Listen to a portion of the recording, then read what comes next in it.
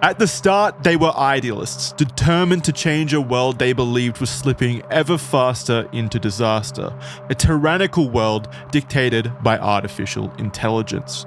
But as their lives spiraled out of control, well before this dark fate would manifest, their idealism gave way to chaos.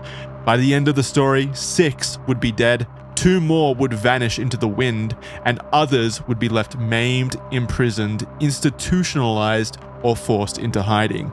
This is the descent into the idealism-driven madness of the Zizian group. And this is Red Thread. And it's a special episode of Red Thread because we have an incredible guest with us this week, someone very well versed in this realm, who's already done a fantastic video on the subject matter. So we've got an expert in the house. Hello, Some Ordinary Gamers, Mutaha. How's it going? It's going good. Great to be here, guys. Yeah, very happy to have you. As soon as you mentioned Zizian to me, I was like, oof. I immediately remember the video I made. I'm like, all right, we got to do it. This group of people is a very recent development. I mean, they've been going on for a little while here, but it's definitely a very current story because, I mean, it's still happening right now while we record. There's trials that are underway and different, court cases pending and things like that, and still investigations into the matter. So it's still a developing story. I should make that very clear. But it is a very interesting one, and I think the current vibe of it is also rather interesting to dive into because there are very few cases like this that kind of shed a light on how the internet operates in these new kind of internet cult-like environments. So I think it's a very good discussion point for that. Jordan. Yes. Jordan is also here, the second host of Red Thread. That's right. Have you heard of the Zizians? No, but looking at their faces, I'm really scared already. They all look like horror fiction characters. They're not a friendly-looking bunch. No, man. Holy hell. And all of them just have that kind of like possessed look in their eyes. So I don't know what the hell this is about, but go. Sorry to cut you off, gentlemen. No, this is a story of an internet cult that would go on to claim the lives of many in their kind of manic way. I don't know. Don't you reckon they don't need a trial? Like, they're guilty of something. Yeah. Clearly. Just take them off the street. Yeah, it's like these are just people that like, and it's funny too because I think the reason why the story kind of blew up is that like when you really look at their like when I saw the headlines when I made my video initially, I was like vegan, trans cult, Silicon Valley, people, like every single like possible headline hit. Buzzword was just hitting. It's like you start to look a little bit more into them and you see like a trail of bodies. It's like this is just. Like, it almost seems like something that would exist in a television show or something, right? Yeah. But you can't write stuff that's this wild, Yeah, it was, the way it was described was vegan trans death cult to me, and I was like, wow, okay, that's very salacious and very upfront. Surely this is like some kind of propaganda or there's some kind of like misconception here. But then looking into it, I'm like, wow, this really was just a vegan trans death cult. Very incredible. Very the one time you didn't get clickbait by the most crazy clickbait. Is it fair to say that this is the modern version of the Manson family? I would say that it's more of the homeless version of the Manson family, like the more degenerate version. I would say okay. Well, he piqued my interest. Somehow more mentally ill than the Manson family, I think. Like very, very, very, very just out of touch with reality, which is ironic for what we'll talk about in the future. All right, but we're going to get started here because it's a decently sized story, and we're going to start from this compelling point in the narrative. On August 19th of 2022, out in the San Francisco Bay, the Coast Guard received a call at 11 p.m. It came from a distressed woman who was traveling through the bay, a woman by the name of Naomi Lota. She was on a boat called the Black Signet with her friend Emma Bohanian and her sibling, Jack Ziz Lota. Naomi told the lifeguard that her brother Jack, who had transitioned and identified as a woman who used the name Ziz, had leaned over the engine of their boat and subsequently fallen into the dark waters below. The Coast Guard failed to find Lota's body, searching throughout the night with multiple boats, helicopters, planes, and drones that were used to survey the area, with no kind of body recovered.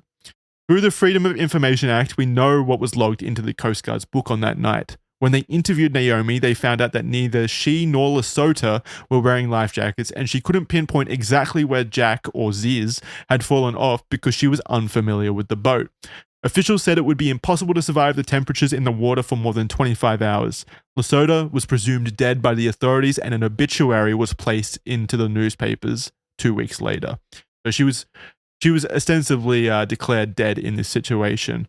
And I wanted to place this story right at the beginning because it's a nice little intrigue setter. There's a mysterious boat-related death. Yes. But we'll come to understand who this Ziz Lota character is as we go through the story. I did want to ask this question at this time, though, because we have an American expert on the panel, which is always nice to have. San Francisco, yay or nay? It doesn't seem like the best place to me, honestly. You know, San Francisco is kind of a shithole, to be honest. It's got that reputation. It's funny too. Like San Francisco's like I've been very briefly, and it's like it's such a beautiful city when you're like flying into it, and then you're like, as somebody that likes Southern California, like I think like SoCal is way better than whatever that northern side of California is. Like, NorCal fucking sucks, dude. Like, I'm sorry, NorCal. What is NorCal? Is that just north of? Is that like the Badlands? Yeah, it's like Sacramento. No, NorCal is like Sacramento and like fucking San Francisco. Central California is like the real Badland. Like nothing happens there except meth manufacturing. Yeah, a vital part of the economy. That sounds like the place to be. Yeah. I mean, that's where Fuzi was born, and you can imagine like how wild things get. Yeah. Whenever I think of San Francisco as an outsider, the mental image that is concocted for me is a river with tech bros on one side and then homeless junkies on the other side. Like this massive, stark kind of difference in socioeconomic lives across I mean, the border. you've got the biggest tech companies over there, so it's like you got like CEOs that live in like Palo Alto and like some of the ritziest districts, right? Yeah. And it's like no joke, like SF is probably the most expensive place in the US to live, I think. Because of that, cost of living is like through the roof. Like no joke, like California as a whole is bad, but San Francisco is really bad. I have a family friend who works for Roblox out there, and he legitimately says he's like half his salary is like just spent in the living, right? Half of his Robux or whatever the fuck they're called. Half the Robux they give him goes back to like living. I would not be surprised if they did pay their employees in Robux or whatever they're called. Dude, it's like it's a city currency. Where like if you have 100,000 like I think it's like the poverty line is like if you're making less than 100 and like 100,000, 110, you're still actually poor. Like how bad do you have to be when you're making $6 in San Francisco? It's bad. Like it's a super expensive city to live in. And like, you know, you got like the rich district and then you're not too far off from the Mission district where it's like actually like Fentanyl Alley. Like it's bad. Yeah. I mean, have you guys ever been to LA? I've been there, not for long though, not enough to get the rub of the land. LA's best part is like as long like let me tell you, like there's this place, and if any of your viewers have played Cyberpunk 2077, there's this place called Pacifica, right? Like this real degenerate, like just gang violent, like absolute shithole. Yeah, that is basically downtown Los Angeles. Everything surrounding it is beautiful. It's just downtown LA, as is like I would say. Typically, where the people have money and stuff. That's probably the nice parts, I would assume. Yeah, very nice parts. You got private security, you know. Yeah. Not the central area. That shit. My rule: anytime I travel places, if I don't see a cop car for more than 10 minutes, I'm in a fucking real bad part of town. You know. That is incredible from the outside. I don't think I've seen a police officer in about 3 years myself in my area. No, dude, like in the US, like when I'm driving, like it's actually different state. Like when I was in fucking Houston, I was there with Jen, and like there was one point we're driving home from dinner, and I like look at her, I'm like, honey, I've not seen one fucking like sheriff vehicle. I haven't seen a cop car for a while. Did you start having heart palpitations, freaking out? Bro, so the thing is, we were staying at a place on like Alabama Court or something, right? And like my dumb ass, the place was on East Alabama, and I'm in the car, and it goes to West Alabama.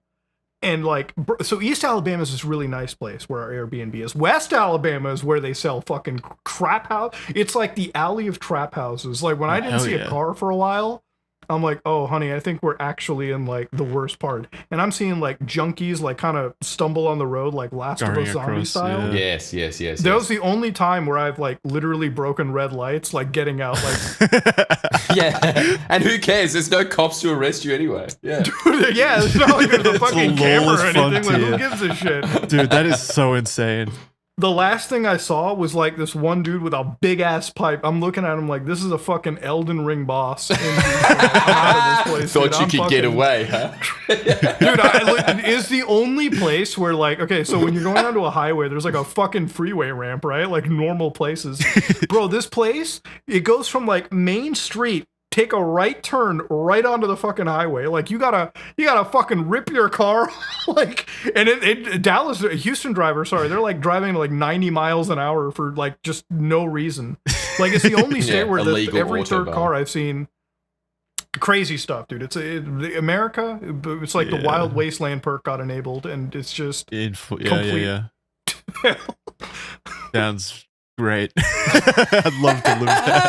A lot of freedom. You can see why the Zizians like hooked up over here. But yeah, you know, when you like, we'll get to it later in the story, but these people like they live in San Francisco, and when we get to the point where they're living and how they live, it all starts to make sense. Oh, really? Okay, you know? So yeah, homegrown could only happen there. Imagine living in that kind of wealth disparity, and seeing that on the daily, where you see the effects of, you know, homelessness and drug addiction and things like that. If you existed in that environment for longer than a week, you would very quickly start to become disillusioned with society as an entity. Like, yeah, it would be very hard to like separate the ideology of what they would end up leading towards. Okay, so born Jack Amadeus Lota on the 23rd of January 1993 in Alaska, Ziz, as they are now known, was a student who was studying computer hardware engineering before dropping that course to instead attempt to find a career in indie game development around the time of 2015. From a young age, Lota was exposed to technological concepts such as artificial intelligence, as their father worked in that field specifically. This was described by many as a hacker from an early age, having a strong proficiency with hacking, which let them access school systems and alter confidential documents. I don't know if that makes you a hacker. I don't think school systems are generally the most secure. I don't know if that's maybe just an Australian thing, but over here they're pretty easy to get into. The school systems? Which school are we talking here? What? Yeah, well, like I'm assuming elementary and high school and stuff are probably easier than college. God, it's incredible how tech savvy both of you are that you aren't impressed by them hacking the school system. It's just child's play, literally child's play. Hacking as a term is thrown around very loosely in my experience. Like people describing hacking generally just means being able to access a system's information, which is not necessarily the hardest thing to do if it's right. Just guessing the password might be the secretary's birthday. Well, not even just that. Just like navigating to the root access section of, you know, this OS. Yeah, you got to remember, like some middle schools and elementary schools, like bro, when I was growing up, like I've seen Windows 95. When I was in like middle school, like I've seen shit that old, you know. Like it used to be so bad, bro. Like back in the day, like just getting past the enterprise like security of like the computer network was not like we used to play Counter-Strike 1.6 in the school computers. Same. And we never really had any issue. Yeah, bypassing any of their nonsense. Wow, well, it's because the people setting up those. Go on, sorry. True. Those school networks, like the school administrators at, you know, primary schools and high schools, are probably barely more educated in computers than the students themselves are. I mean, listen, look, this is gonna sound like my background is cybersecurity, IT stuff, so it's like I don't want to shit on like the elementary school guys, but generally speaking, most of their job is usually our passwords need to be reset. Yada yada. Or just very loose like filters, like very loose filters and stuff like that. I mean, we had filters, like we had like fucking filters so we couldn't see porn in school or like go to 4chan and like it was so easy. Like back then, I was considered like fucking Dumbledore, like the head wizard at fucking Hogwarts. When I showed like a bunch of kids, like I showed this one guy, I was like, hold on a minute, we can ping the address in the command line. We can copy the IP address and put it into the web browser. Then we don't have to worry about the blocks. That's how we access like half the websites that it's we like needed a to go to. two-step process usually. It's so easy. Anyway. Yeah, see, Jordan, you could have been having fun like us at school. Yeah, but honestly, again, I am stuff. the elementary school teacher just sitting there being like, good, I'm learning. Like, I didn't know any of that shit. You would have thought of us as like Gandalf the Wise. Yeah, absolutely. Without you are wizards to me. computer wizardry. Are. Digital wizards. So Lota had moved to the Bay Area with the intent of looking for opportunities within the tech community, but it was a rough start from the very beginning, even titling a portion of a blog that Lota had created, "My First Year of Bay Area Hell." So immediately not off to a great start in San Fran. Yeah, good They review. were fired within days from their first job, and were also not having much luck finding stable and safe housing. Lota had, for a long time, been active on their blog, which was titled Sinceriously. Sorry. They're bloggers, dude. They're bloggers. Man, that was... Jesus, you're talking about trying to save time on this podcast. You just did it, Jackson. That's all that's needed. That's all we need, yeah. This group can get fucking cringy, dude. Yeah. Immediately. It's like Redditor pretentiousness that I just cannot stand. So they were also a frequent user of rationalist websites like Less Wrong and Astral Codex 10 to blog where Lota had two accounts, first starting with one under the name Jack Lota first, so that was their traditional username before they transitioned, and then they created a new one under their new name, Ziz, which is their nickname that stuck. The rationalist, and I need to put this description in here, definition, because it's a very important component of this story. You might be wondering what the rationalist community is. Simply put, it's a relatively new movement that gained footing in the San Francisco Bay Area, so it can trace its roots back to San Fran. Their focus points: the members aim to use rationality even to avoid biases. The rationalist culture is best described by Tara Burton, a writer for the New Atlantis, who states that the community has a, quote, technocratic focus on ameliorating the human condition through hyper-utilitarian goals, with the distinctly liberal optimism that defines so much of Silicon Valley ideology. That is, that intelligent people using the right epistemic tools can think better and save the world by doing so. I fucking cannot stand this already. It's already, like, man. It's like rationality. It's like, you got to think about it, right? Like, being a rational human being shouldn't require like an entire like a belief set, you know? It's just like it's such a condescending way of viewing life as well. Like, only every human has the basis of rationality. You're not some fucking, freedom fighter just because you think you're intelligent. Yeah, they're like Plato or something. It's like, we're coming up with the allegory of the fucking cave. Yeah, I hate the way they write as well. It's so like, weird, isn't it? It's always just this strange combination of I'm this hyper-rational human being. Now, listen to my wanky English essay. Yes. Like, it's like so contradictory, isn't it? Like, you could say exactly the same thing in like 3 words if you were like truly rational, but there's always just this weird philosophy major crap that they always put into it.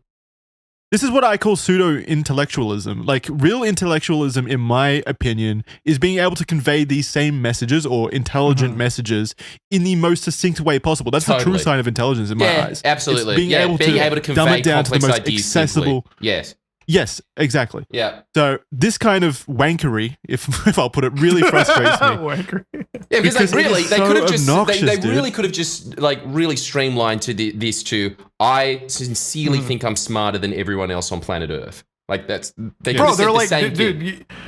It's like this is the definition of like living in fucking San Francisco, right? Like, you gotta realize that these people are actually fucking bro, you can only come up with this level of fucking ass sniffing from the state of California. 100%. Really? So that's like a real cultural invention of living in California, is it? Bro, yeah, 100%. I actually think if you went up to a homeless person in San Francisco, it's a coin flip whether they're going to start quoting rationalism, like excerpts like this at you. Like, I think it's highly possible that even the homeless people there are like this. It's almost like a character trait that you need to have in order to exist in these environments. God, I mean, you gotta imagine, right? Like when you're living in like a place, right? Like California, it's like you're already like, I mean, I'm from fucking Toronto, so it's not like I'm not from like a big city either. Like I've been that's in a the city, California like, of the North. I see through you. I mean, hey, listen, we're California and New York fused together. Okay, we've got shitty weather and we've got pretentiousness. Okay, nice. So it's like both. Oh, what a paradise! Worlds. Yeah, but it's like, you know, I see it here all the time too. It's like when you're going around a city, or it's like especially like at a university or something, right? And it's like you'll come across somebody that's taken one fucking humanities course, yes, and they think they're smarter than like 95% of the rest of the country because their perception of the rest of the country is like uneducated, like embryos. It's like, dude, get the fuck out of here.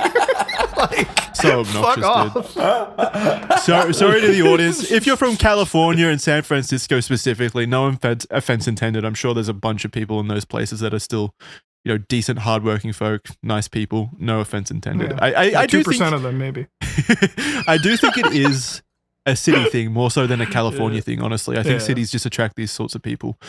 No, I mean, it's like it really is just like people that it's you know, it's mostly pseudo intellectuals that I think like these Zizian types, right? It's like if you're from a place that like if you have like I feel like if you've worked a normal job, and I think all of us have, obviously, if you've been to like any, like even high school, right? Like if you just worked a normal job and had a normal human interaction, you're not, you know, putting your ego at like the level of a planet, right? Like you're a normal person. Most people in California can be normal. It's just this is like really Hollywood, like Silicon Valley. Yeah.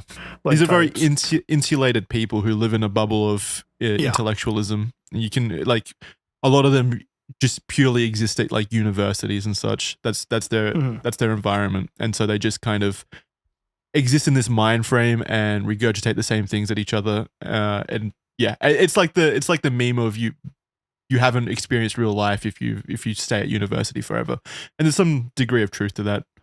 Anyway, where was I? So yeah, essentially, the rationalist belief is the belief that highly intelligent people without biases are the only ones capable of saving the planet. As such, it's highly popular on internet message boards where everyone is obviously extremely intelligent. Yes. Oh, 100%. Every single person. Geniuses. Because everyone knows that if you're highly intelligent, you waste your life on a message board. 100%. And also, your Reddit updates correlate linearly with your intelligence as well. So higher updates. Dude, actually, like on a total side tangent, since you mentioned Reddit and like internet like intelligence, did you guys know that today Reddit literally got like fucking brainwashed by AI?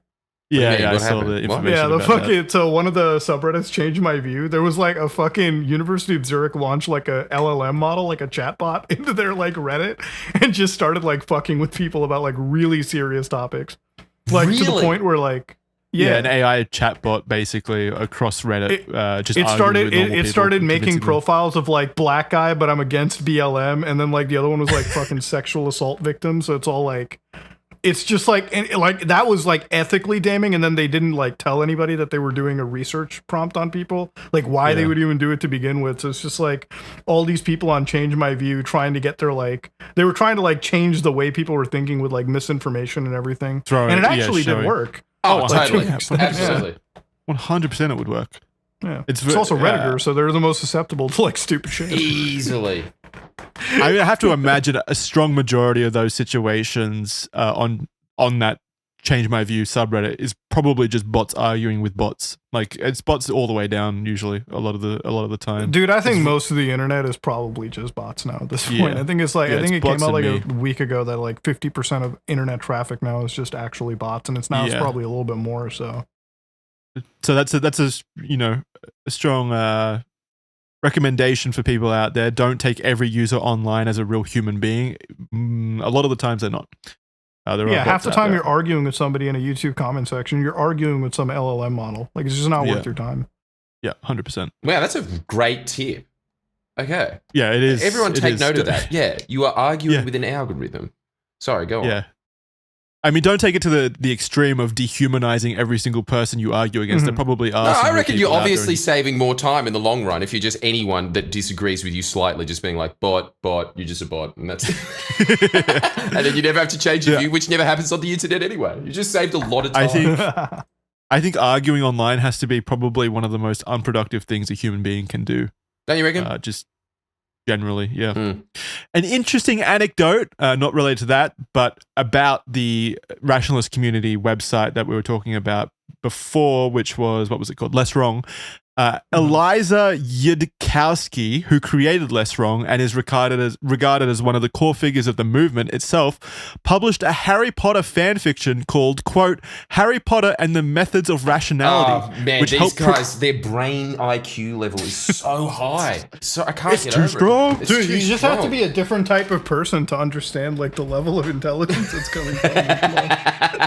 So this fan too fiction dumb to helps get it. promote the movement itself. And this is interesting. This is how effective this is, taking these like fictional worlds and co-opting them into your belief system or using it to promote a belief system. A quarter of the Less Wrong user base, when surveyed, claimed that they had found the site due to the fan fiction itself. Yeah. So that's interesting. Hell A lot of fan fiction fans on that site. Oh, yeah. Totally rational.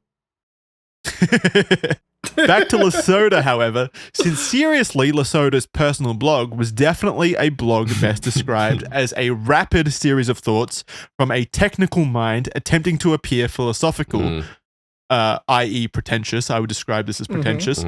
Very pretentious. With rambling thoughts and ideas mixed with pop culture references from properties such as Star Wars.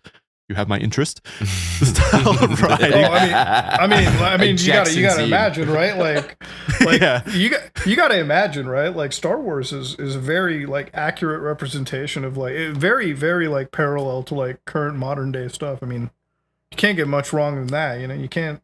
It's great to see like these people like it's like, you know, when you watch something like a piece of science fiction, you're like, wow, that's really cool, and then you like, you know, you walk away from it, it's like it's a cool piece of entertainment. These people were inspired. Like that changed their life. You know? It's life defying. It's another thing that I can't stand, where people can only discuss real life topics through the lens of their favorite fictional universes. Like you see it online a lot, where people will only contextualize horrifying issues with society or the world through the like myopic lens of, you know, Star Wars, Harry Potter, or whatever else is popular at the time. Like, oh man, I can't believe this genocide is happening. The Avengers would never do that. I'm like, what? It reminds me of that one. Like it reminds me of that Vosh clip. You remember that one? You remember the Vosh clip where he's like, it's like this clip of Vosh going like, I've seen, like, they were talking about like Kyle Rittenhouse and like self-defense, and he's like, I've seen enough Marvel movies where the good guy doesn't laser people in half. What? Jesus. Yeah, dude, it's fucking. That's like every time. Like that's why I based my entire life on like, would Vin Diesel have done that in Fast and the Furious? Would that have translated to reality? Well, hey, What Vin would Diesel I can Vin get Diesel behind. do? He lives by one code: family first. Totally Dude, fine. I always love when like I bring up like Fast and the Furious to like friends, and it's like, why do you watch that? It's like, you know, the story's bad. I'm like, yeah, man, because I'm like absolutely waiting for the next big like plot point and like story revelation in fucking Fast and the. I totally don't watch it for the cars and stuff. Yeah. Like what the fuck? Tokyo Drift is still the best. Still the best. Okay, so the style of writing on Lota's blog was very binary, and ideas and conclusions were written very matter-of-factly. Lota was intent on connecting with rationalists within the tech community, combining both of their interests as they noticed others in the tech community who had concerns and issues with modern technology, particularly those concepts of AI. This foundation of belief and these connections within the rationalist communities and users of those communities is what eventually evolved and spread out to later form what would become to be known externally as the Zizian movement. This isn't I'm going to put this up front. This isn't a name that they gave themselves. This is something that other people from the outside would begin to call this group of people that followed Lota's kind of messages and belief system. Teachings. The scripture. They would call this group Zizians, but they didn't. I didn't find any kind of evidence that suggested that they themselves called themselves anything like that. I don't think that they believed in any kind of name. As far as I could tell. I mean, they didn't believe in like hard work and employment either, so it's like these are all foreign concepts. These are all abstract concepts to toy with. So simply put, the Zizian movement would best be described as a branch of the rationalist community, a very rotten branch, I would say. Not one that the rationalist community really appreciates. Out of an already dying and pretentious tree, too. Yeah, totally. Yeah. In their personal life, in Lota's personal life, however, not everything was going well. I can't believe that. With them struggling to find full-time employment. Lota had been doing work on and off for companies like NASA, but no one wanted to commit to hiring them as a full-time employee, with companies only offering independent contracted positions, which came with no benefits. Now, I should say that this is obviously from their perspective, so I'm wondering what they were as an employee. I mean, I've had one of my family friends. He worked a lot of contractor positions, so this doesn't really seem like super. Surprising. Yeah, it's not surprising, like, especially if you're like really entry level, right? Like, yeah. But obviously these positions are kind of designed in a way where you kind of get your footing in, you get your experience, and it's experience. Like, yeah. If you're not, and then you leverage that experience. Yeah, if you're not leveraging it into like a full time job, then it's like I think most of it kind of falls onto you. Not to victim blame as well.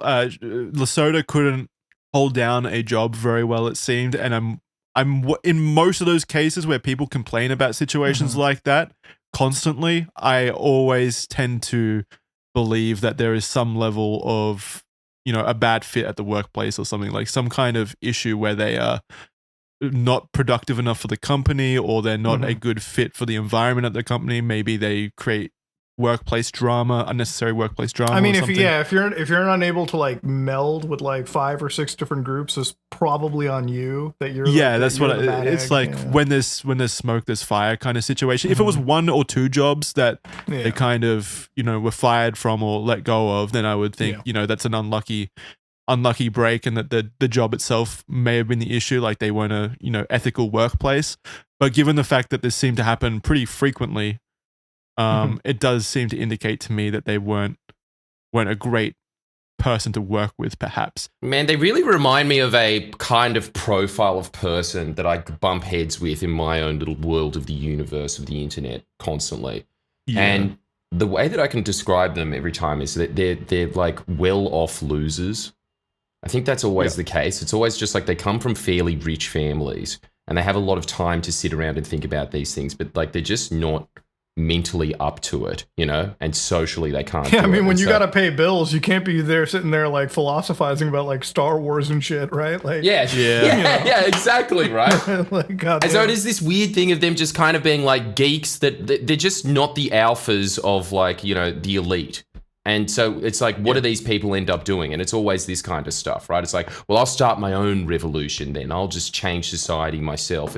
They always move into that realm. It's really weird how that happens. It's a level of narcissistic compulsion towards not taking accountability for your own flaws and working to fix them, because there couldn't possibly be anything wrong with me because I'm so intelligent and enlightened. It must be everyone else. It must be society itself that is the issue. And of course, there's flaws with society and jobs like this, I'm sure. But I do see it a lot, like you said, Jordan, that there are a bunch of people who just do not take accountability and work to fix their, character flaws or whatever that make them a better employment option. And I mean, they would rather things just fall into their laps. Yeah, but it's such a sign of our times, this exact type of person and profile. Like, this is becoming more and more prevalent. And like, even when you guys were just highlighting, as you said before, all the key words of just like this vegan trans death cult that believes in like techno-feudalism AI. It's just such a morph of everything that's happening now, I think it's more because of the internet, right? Like, just think 100%. About it. Like, when we were growing up, the internet was a brand new thing, but we probably had the same percentage of like psycho narcissist people like this living amongst us. We just didn't have everyone. Just didn't have an ability to broadcast that. Yes. Yeah, and exactly. That's important. Instead of this person going out into the world and being molded by social situations, and so hearing their flaws or perceiving their flaws from the view of other people, what they now do is they use a form of escapism, which is entering the internet, entering these forum message boards. Like you go to like r/rationality. They can't even it's like they barely distinguish between reality and Star Wars. It's like they can't even decipher that. Their flaws get validated into looking like positive character traits to them. Like because the other thing too is like, let's say that you join a Discord of like, a group of people that are rationality focused, right? And let's say your group has 100 people, and like you're, like 80 of those people are saying you're a little crazy, bro. You're a little out there. All these people have to do is just go to a few clicks, on their UI and just make a new server where it's like rationality, but more extreme. And then add everyone who agrees with them goes there, and then it cycle repeats until it reaches like the zenith point, which is what the Zizians really are, right? So the internet has made it possible for these bubbles to just flourish in. Again, like this is a common it's like term, misery loving chambers. Company, and then misery loves even more of that same company too down the road. So they don't have to change because they can be around like-minded people who genuinely see their flaws as pros, which is why it festers and they don't make the changes that they need to make. By the time you go to like high school, right? Like I'm sure we all individually had flaws, obviously in our middle school, elementary school, and like as you're interacting with other children, other people your age, other peers, you're all joining into I wouldn't say like a hive mind that makes it sound like we lose our individuality, but it's like, you kind of realize in order to fit with society as a whole, like being a functional member, I have to learn to address problems with myself and then learn to, change myself or become a better person. But yeah, these people, you're in the internet all day. You don't have to fucking worry about it. You can join any community of like morons like you. Nothing forces you to change. And yeah, I mean that's absolutely it. And you don't get the kind of a shame necessary that is needed to change yourself, basically. Like you don't get those negative experiences that are required. Basically, you're not bullied. Negative feedback. I mean, I don't want to put it that way because bullying is bad. Bullying is bad. Bullying is obviously bad. Yeah. But there are several situations in life where you go through an experience and you look back and you're like, fuck, I wish I did that differently. Or I wish I acted a different way. And then you make those modifications to your character, to the way that you perceive the world, to then better fit in. We're a social species. That's how we operate. And I think the great lie of the internet is that it's sociability on a grander scale, which isn't true. You're not being social in the way that our species was meant to be social, right? You're not socializing in the way that has, historically led to people growing in a healthy direction. Whereas now internet has isolated people under the faux, image of socialization, when in fact it's not socialization. And we're seeing that more and more with the rising degree of mental disorders, mental illnesses, just depression across the board, across all ages, is rising exponentially. And it's because we're not getting our socialization the way was intended for us, not by a higher being or whatever, but by our biology, basically. Anyway, so shortly after a failed application to Google, Lota applied for unemployment benefits. Through this particularly turbulent patch of time, dude, imagine that. Jordan loves unemployment. It's just such a all right, I'm going for the height, the absolute pinnacle of employment. All right, that didn't work. Where's my welfare check? There's like a few other companies you could have gone in between there, surely, right? Huh? It's like, man, I didn't get the CEO position at Microsoft. Fuck it, I'm gonna stay home all day. I'm delving into philosophy on how this could possibly happen. To play devil's advocate a little bit here, what? Just so that we're not bashing on people with unemployment. Like that's what unemployment is for. Not to just coax off forever, obviously, but it's to be used while you try to find. But there is that type of person, and I know because I was one of these people. Like I absolutely could have got a job after university. You abused unemployment? I was ashamed of it every second I was on it. That's so based, honestly. I defend your abuse of it, honestly. At least my tax dollars are going somewhere nice, I defend that. At least it's going somewhere. Because I'll be honest, like, I drive through so many potholes every day that at least I hope that you're having fun with the unemployment check. I sure as fuck am not. But that's like, don't you reckon it's just like, okay, there's unemployed people that just can't get a job. They're not coping in life, right? And then there's people like me where it's like, I could have gone to Coles. I could have gone to Walmart. Yeah, like I could have done that stuff very job. easily. But instead, but I was you thought just it was below you. I didn't get a job in TV. You. No, that's it. I quit out of life. So that's it, right? Yeah. It's that arrogance. You thought those jobs were below you. Yeah, totally. It's crazy how like Jack LaSota like literally looks like Dexter from the TV show. Yeah, that's actually straight up. We were just talking about Dexter before wearing a wig. That's it. In the world. She gets her stuff from Star Wars. I get my life advice from Dexter, dude. Totally different. We're not so different after all. Through this particularly turbulent patch of time in Lesota's life, they also decided to make it even more difficult. They began to fully step into their new identity, with them undergoing hormone therapy and transitioning into a woman. Lesota also met someone at a rationalist event who would become increasingly important in their lives around 2016, another transgender woman named Gwen Danielson. Upon Lesota and Danielson first meeting, they instantly became bonded through their mutual beliefs and life experiences, which is, of course, they're both at a rationalist event, so they probably share similar experiences and lives, also both trans. Lesota brought up the idea of moving on to Gwen's sailboat that Gwen had been permanently anchoring out in Richardson Bay. Gwen was on board with renting out the space to Lesota. Lesota just needed to help cover costs and fees, with Lesota paying $600 a month to pay for the Mariner? Mariner? I'm not a boat person. Mariner? That sounds right. Yeah, Marina. Marina's 15-day cost for electricity, which was still about half of what Lesota had been paying on Airbnbs and cyber taxis. What a goddamn brilliant use of financial planning. Yeah. I will live exclusively through Airbnbs. I will say, like, San Francisco is expensive, but I mean, just reading that alone, it's like, come on, man. Like, if you're it's like, you know, when people who are like, they're like, man, I just can't make ends meet. Like, the times are tough. And then you look at like their daily spending, and it's like, oh, so you just like DoorDashed every meal. Okay, well, you know. Well, there's your issue. I can only, exactly. I can only cry so much, right? Yeah. Like, if you're not going to do the bare minimum of trying to make your financial situation work, it's very difficult. Like she's staying at Airbnb. What, did the Crackhead Motel not appeal to you? All right, like that was available. You could have went there. You know, you could have saved a lot of money. Yeah, $40. Airbnbs can't be cheap. On top of that, well, I will say though, using the Mariner, if that's $600 a month, that's not bad. I mean, that's got to be pretty good for San Fran, surely. Bro, I mean, like, that's killer though. It's like if you ever live in like if you ever been in like SoCal, like there's a place, Huntington Beach, not too far from like where I'm usually at.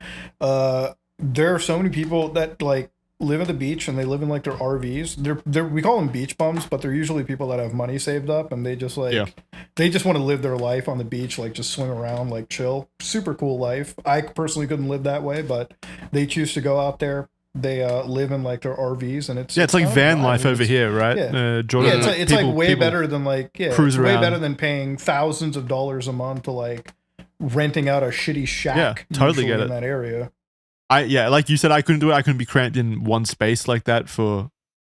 I mean, like, I'm just saying, like, I couldn't live without like doing a job, you know, like that's just like some people, they just save money for like years and it's their life. Like it's a great, honestly, like it's, you make good money there. And then instead of spending it on like one fucking like apartment rental, that's probably gonna sap away a good chunk of that. Quickly.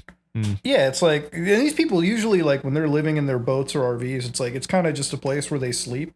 Most of their day is spent outside, right? I don't know how true that is for, you know, the Zizians, but when you're outside on the beach every day, hanging out and talking to people and having drinks, it's like, all you need is a bed, really. True. Yeah. I don't think they're doing that. I reckon they're probably just staying in the boat the entire time. Cramped in there like rats. Like rats. Yeah. Although it does sound kind of romantic. Everyone has the idea of like wanting to live on a houseboat. No, right? It sounds incredibly smelly.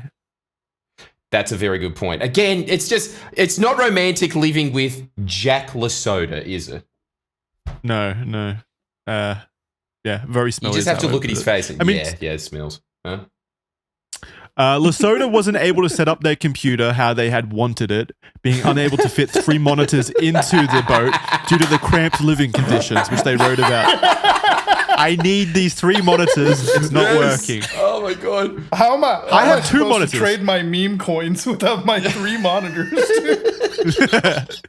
Living on a sailboat with like a very powerful computer and 3 monitors around, like it's a. Conditions are It's very cyberpunk. It does give It's cyberpunk. like you buy your RTX 5090 for the insane markup, and then like, where do you live? It's like, I just live on my tugboat on the fucking marine. Oh, dude, that's absolutely where most of their welfare money probably went, is upgrading their rig, 100%. Their computer, all in that tech stuff. It almost feels like it feels like the plot to like the best indie game, like some Oregon Trail ass shit. Totally. They just have like they just like live on a boat and slowly patch it up and upgrade it. Better internet. Better 5-star Their life is a accommodations. game that Twitch streamers get momentarily infatuated with. Yeah. Muda, how many monitors do you have? What's the perfect? Dude, I only have like 2, man. I don't live the Zizian life. But then again, like I'm also not in a boat, dude.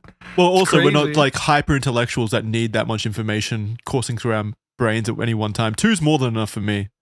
Yeah, That's, honestly, plenty. this is all I ever really need. Like, as long as I can have my Dexter on one monitor and my editing suite here, I'm good, dude. Exactly. I'm not doing the rationality stuff. We're lesser life forms, is what we are. You know, we're not. Our brains we're weren't not made these for this people. much information. They've got No. what is that, like 4, 8, 12 different windows open at any given time, all pointing to rationalist.com or whatever the fuck it's called, and on different Yeah, it's like forum thread. rationalist. It's like some 4chan. Like they're on Yeah. like they're on like fucking tech or whatever the heck it is.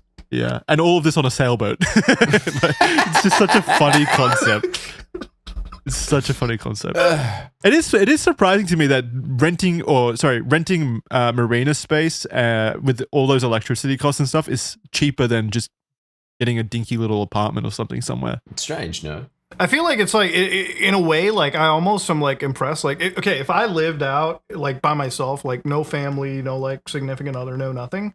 If I was like single, like I've always kind of said this, like I would love to get like a trailer in like the fucking middle of nowhere, you know, like just have my sat connection, because I can live like that. I can live in a small town. Like it's kind of a charmy. Like I live in a charming small thing. town. I love it. I love living away from cool. cities Like and stuff. live away, you know. Like exactly, it's like it's cool. But you know, I mean, think about, like, it's such a the sailboat. masculine, it's such a guy kind of vibe or dream, is just to live out in a log cabin somewhere by a lake. Totally. Yeah. I mean, like always it's the like classic you guy know, like dream. the meme of like the guys that have like I shit you not, like when I moved into this house, like probably for a whole year, actually most of my life, like I have only had like my television, my PlayStation, and a beanbag chair in the living room. That I swear to God, that's how I live, right? Like, Yeah. my whole home would be empty. Like, it would just be this Same. computer in this room and my bed in the other. So I'm like, man, like if I had to live in a trailer, I easily could. Like, I mean, I'm like, I wake up, scratch my balls, like move to my computer room, More like, than enough room maybe for leave it. the area. Yeah, Yeah. more than enough, Yeah. exactly. So the sailboat stuff, that seems like luxury life to me. Yeah, that's what I was gonna say. I thought sailboats were a rich person thing. Yet this person's like using it as a makeshift hotel.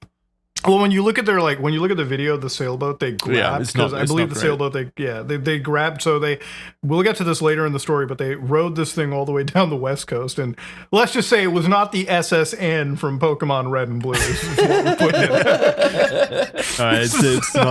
It's not great, but still, like renting them, like the marina and stuff. I just thought that was a rich person thing, like being able to dock your boat alone. Like sure you could like buy a little dinghy or whatever and go out fishing and stuff, but you usually, at least over here, you like store it at your house and stuff. Having it like permanently docked at a marina. I believe the like, would be marina they were expensive. at, it's like they were probably at like they weren't docking their boats with the big like yachts. And Yeah, stuff, the yachts so- probably. Yeah. Yeah, they were probably far away. I don't know enough about the marina life and stuff, or boats. Anyway, Lota was also anxious or on high alert from a wound left over by a previous terrible roommate they had months before. So this, in combination with not being able to set up the computer how they wanted, it led to, at the start, pretty frustrating living conditions for themselves. They were, however, making it work between Gwen Danielson and Lota, and they were very quickly becoming quite close. On Losoda's blog, Ziz would recall they and Danielson would talk for several hours a day about, quote, this is from the blog itself, transness, about neuroscience, and about their old crazy plans to save the world, which was to breed super intelligent dogs, about the ferret named Nova they considered their son, whom they had given to a pet store after deciding trading ferrets was not the optimal course, changed their mind and tried to find him again so he could be cryo-preserved, and it had been too late, about my attempts to figure out the actual art of planning and my mental tech I wrote on my blog, about my much cruder back then theories on human morality, end quote. Jesus. Wait, trading ferrets? What are they? Yeah. What was it? Is there like a ferret stock market? Yeah, I guess they went to a pet store and decided they wanted a different ferret. They said, no, this was not for me. And then they cryopreserved it? Yeah. Like they wanted to cryopreserve their old one? I guess. You know, it's like the craziest thing is it's like, you know, these people, the more now that I'm like reassessing them, we're kind of stupid to like consider these people smart. Like they're actually pretty stupid. They're really dumb. Intelligence means so many different things. It's so hard to boil down intelligence to one thing. Like you have these people who are naturally very good at like you know, whatever their studies are, like their computers, their programming, you know, the technical knowledge they're in. But anything else, like that doesn't mean they're intelligent at everything, and it doesn't mean they're emotionally it's like you can put a intelligent. Lego set together, but that still means you're kind of dumb as rocks in like 90% of the other things. Yeah, 100%. So they initially bonded over their similar ideas, but the situation on the boat wasn't perfect. Their personalities clashed. Lota noted Gwen was autistic and had ADHD and was very particular about certain things, while Lota on her own was also an obsessive and inflexible person. Lota wrote that Gwen would often talk to themselves, and this on top of no private room on the boat was a struggle. Lota came to believe that Gwen had been manipulating Lota in order to avoid difficult conversations about the accommodation that Lota had wanted to have. After eventually talking it out, however, Lota wrote in their blog that Gwen came to agree with Lota's assessment of the situation, and Lota ultimately concluded that, quote, over time, they, meaning Gwen, became less painful to be around. And I took this to mean that Lota, like this is the first example that Lota was a very adept at manipulating people of this sort.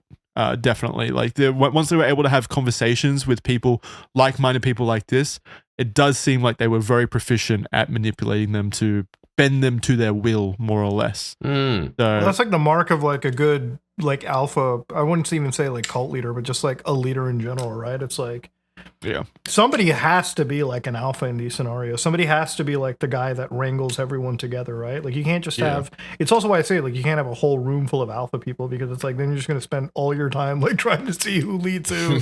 You're never going to get anything done. So I don't know about that. We have 3 alphas right here, boys.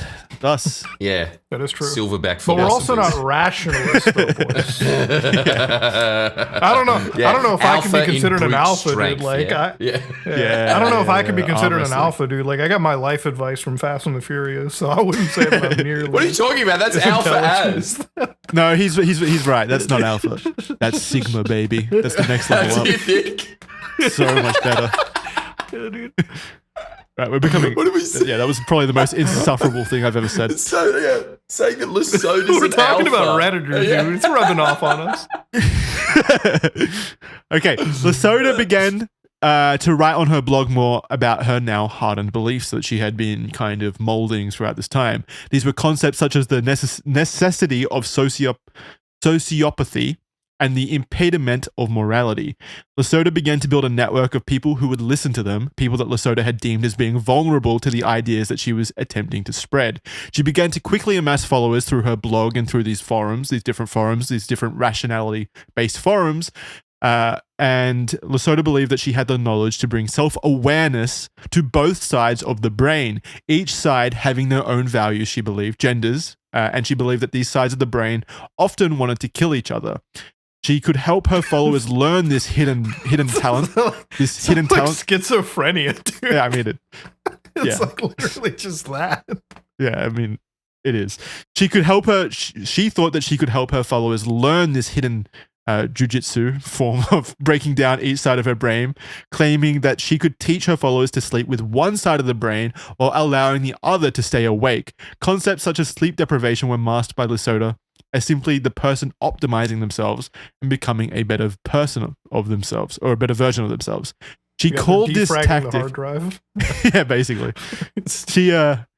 She called this strategy, or this tactic of separating one's brain into the two halves, unihemispheric sleep. Ziz used UHS as a secret tool that she gave to her followers in order to impress them, basically. So she would be like, "Hey, I can unlock your hidden potential. I can make you into a better person. You just have to open your third eye. Yeah, you just have to follow me, give me your belief, just basically become a follower, and I will give you this tactic." So it is very cult-like. I've heard this group described as cult-like, maybe not full cult, but definitely cult-like, and there are definitely certain characteristics that make it cult-like. One of the things that's kind of important is the use of sleep deprivation. So it's like, if you're kind of like sleep depriving people, right? Like I would say it's super intelligent from like Jack's perspective, because she basically is putting everyone into a state where they're so easily susceptible, right? Like, yes. How many times have you been half awake and it's like you've done, right now. You're in a conversation, it's like, sure, I'll do it. It's like, that's the kind of state you're putting yourselves into. So it's like when you're that sleep deprived, I mean, everyone's been sleep deprived, surely. You know what this is like. You know, at the mental fog that descends over you that makes making decisions very, very arduous and difficult. You can't think things through as efficiently as you could if you were fully awake. And like you said, being in that state makes you far more vulnerable to or susceptible to people who are able to push you. I mean, it's almost like just being drunk, It's like being in a state of like, I think they say that being I'd have to look this up, but I remember hearing that sleep driving, or being half awake, is just as bad as drunk driving in terms of being able to drive. Oh no, absolutely it is. It's because it's like when you're like, I've never drunk, I've never been drinking and driving, but it's like, I think everybody might have been like buzzed. It's like you think you're not drunk enough, you might be buzzed, and it's like generally the first thing it's like you'll feel like in behind a motor vehicle, it's like you'll probably want to doze off, right? Like that's how a drunk driving accident's going to happen. Same thing when you've like been up for forever, right? It's like it's easy to doze off in your car. I've had it happen to me. Like I was coming home from a long drive in like New York, and it's like I did like a straight shot, like I didn't stop at all, and like I want to say like probably 30 minutes before I reached my home, like the final leg of the drive, like literally the final like toenail of the journey, I fell asleep probably like 3 or 4 seconds into the car, right? Like, and mind you, thank God the vehicle was like autopiloting, right? So it was like just keeping itself in the lane. But like, I woke up because a car like screamed at me, right? It's like, you're not giving me an input. Like, so basically I would say like a minute or two of like sleeping, and it's the weirdest feeling because like you're like, whoa, I could have died, like without knowing. So yeah, it's terrifying. It's absolutely terrifying how impactful being under those kinds of conditions are, like being half awake, because it's very difficult. It's disgusting too, because it's like you're putting yourself at risk, and I put other people at risk too in that situation. So yeah, it is drunk driving in a way. Yeah, for sure. But you're not inebriated. A lot of people. Yeah, it's very hard to tell how serious state you are in as well, because it feels so natural. Like, sure, that you're tired, but I mean, I operate my life usually I'm a pretty tired person usually, but there's a different state to that where you are operating basically half asleep, and it's not just like you falling asleep at the wheel. When you're in that state of being hyper tired or whatever, like to that level, it just happens. Your reaction time as well, and your brain doesn't logically think things through to the speed that it usually would. So it affects everything. You don't have to actually fall asleep at the wheel for it to be dangerous. Like, you can literally just not have the right mental state available to you to be able to make you could decisions. probably see a car coming your direction and not be able to like rationally like turn your wheel or like get out, you know? It's like it's terrifying. Your brain's not able to, you're not at your optimal best. That's the thing. And that's kind of what you see with the unhemispheric sleep, right? It's like it's not a way for them to reset or modify their brain chemistry so they have like two sides of the brain that operate differently. It's just you see this you see this in a lot of cults and also like government experimentation conspiracies, especially. You see people being put into sleep-deprived states to make them more susceptible to suggestions and things like that. It's used across the board in brainwashing tactics because you obviously want your brainwashee to be as vulnerable as possible to suggestion. So yeah.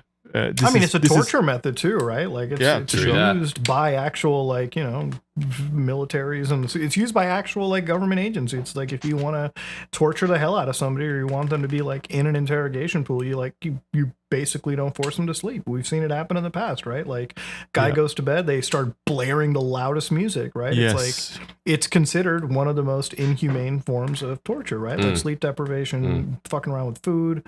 I mean, this is something that, you know, is designed specifically to break down a normal human being into a state where they're not themselves. Yep, sure. And so that's why I think that there's a lot of debate online whether the Zizians count as a cult for a bunch of different reasons. Like there's no religious motive or whatever. There's no religious figure in it. But to me, this is like what does a cult have to have a religious figure? No, I don't think so. I don't think so. That's just the argument that I've seen online.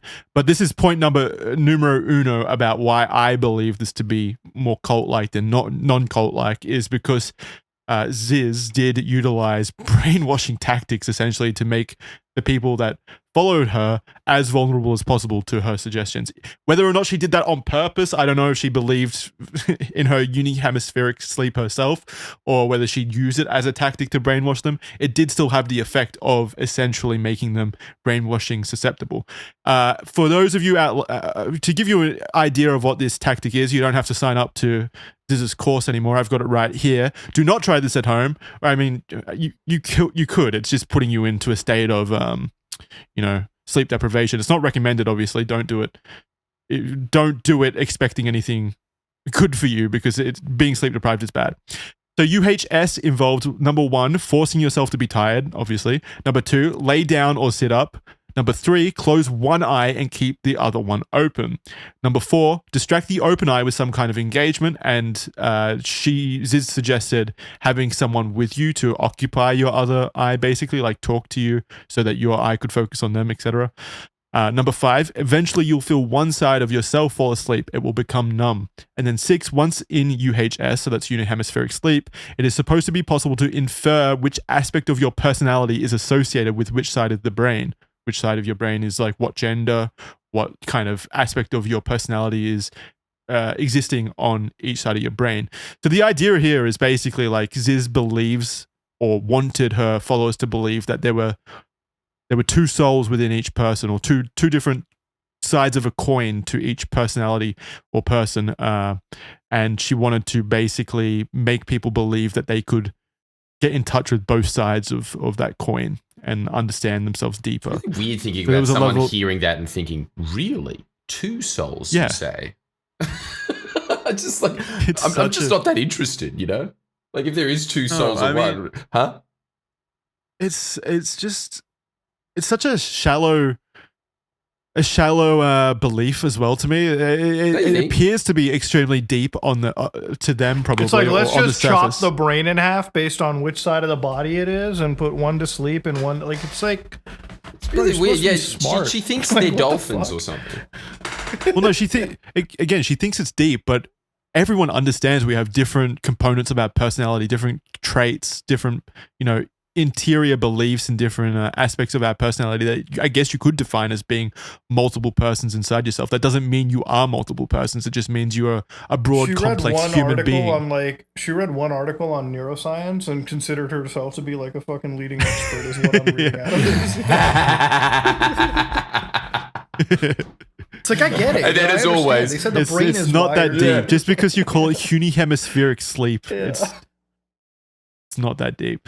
Anyway, Probably the earliest known case of someone succumbing to Lesota's beliefs is a person named Maya Pasek, who around this time in the story, which was back in 2018, they committed suicide. They connected after Maya commented on Lesota's blog. Originally, Maya's name was Chris Pasek, sorry, but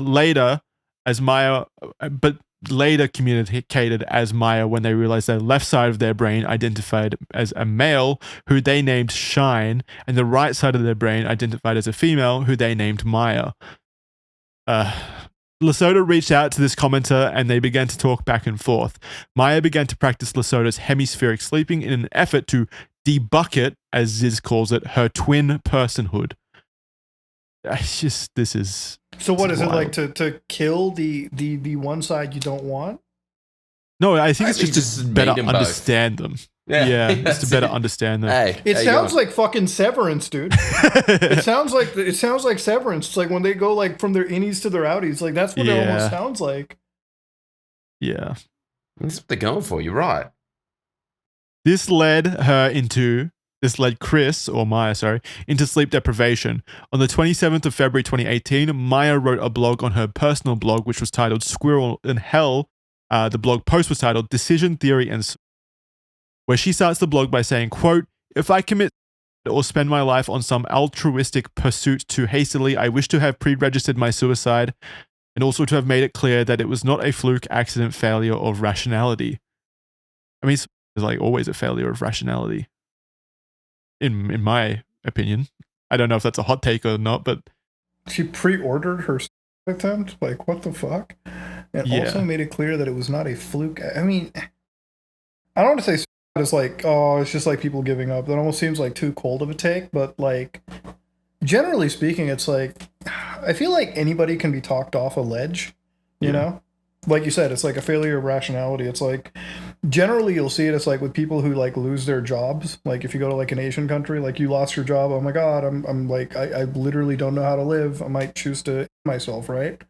So it's people that are often very smart. They're at the edge. Talking them down is pretty easy.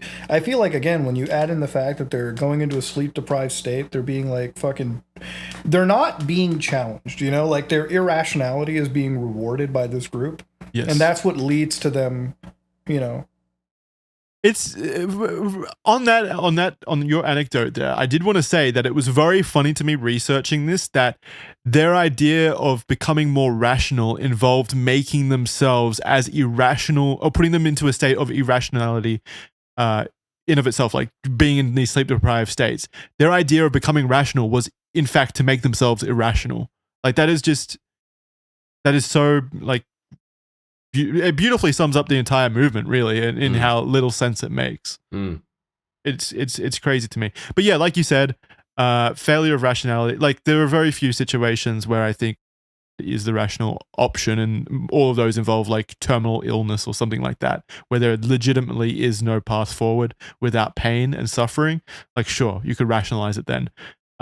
Every other situation, like it's such a binary thing to me. Like if you continue to stay alive, there is a chance that things will get better in most situations. So why would you not take that chance? Regardless, this blog was written, and then basically she committed not long after posting at approximately age 28. And while there's no, you know, there was no kind of blame pointed at Lesota, it has since kind of been viewed to have been somewhat impacted by Lesota's manipulation. Yeah, influential, I would say. When you consider that they were in active communication when Lesota was kind of using these unihemispheric teachings to put her in these vulnerable states. Yeah, I mean, it can't be good for your mental health. Circle of friends convinced you into suicide. That's such a... I can't believe these people exist. That's so maybe dark, not convinced you into it. Maybe not convinced you into it. But they didn't walk you away, right? Like didn't walk you away. It's just like, yeah, that makes sense. Go for it.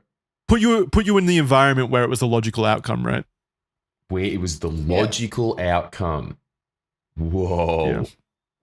Imagine inhabiting their headspaces. Oh my God. Well, there'd be two sides of it. Yeah. The two sides? Yeah, you're right. Right now, we're Good talking and about, non-good. right now, so far, we know 6 people, not just 3. We know 6 total. God knows what else. So to describe Ziz's hemisphere belief system, I have a quote here from the Zizians.info website, which is kind of like a website that was created to house all of the information on this from an outside source, like people critical of the Zizian movement. So this quote It's the says, Quran of the modern age, some would say. Yeah, New Testament 2.0. quote, Ziz believes there are 2 kinds of core, good and non-good. Damn. And you said that there wasn't a religious text, Jackson. They figured it all out. Finally. They're so hey, and bad. before The this, word we were all bad. like ragging on them for not making things simple. Dude, it's like 1984. It's like the non-good good. Yeah, that's what it reminded me of too. It's like, why don't you call it double good and negative good? Good and double good. Exactly. Good and good minus. Minus good, yeah. All right, so Ziz believes there are 2 kinds of core, good and non-good. Non-good cores are the most common, which is about 95% of the population. A non-good core is one that only grants full agency when dealing with issues of self-survival or protecting offspring. This is enforced by a filter that only unlocks full agency when it detects those objects in a situation. Sometimes this filter breaks, producing a good core. Because people have 2 cores, there are 3 basic alignments: non-good, single good, and double good. They've got it! Yes, they got it. Double good. It's real. Well done. Shit.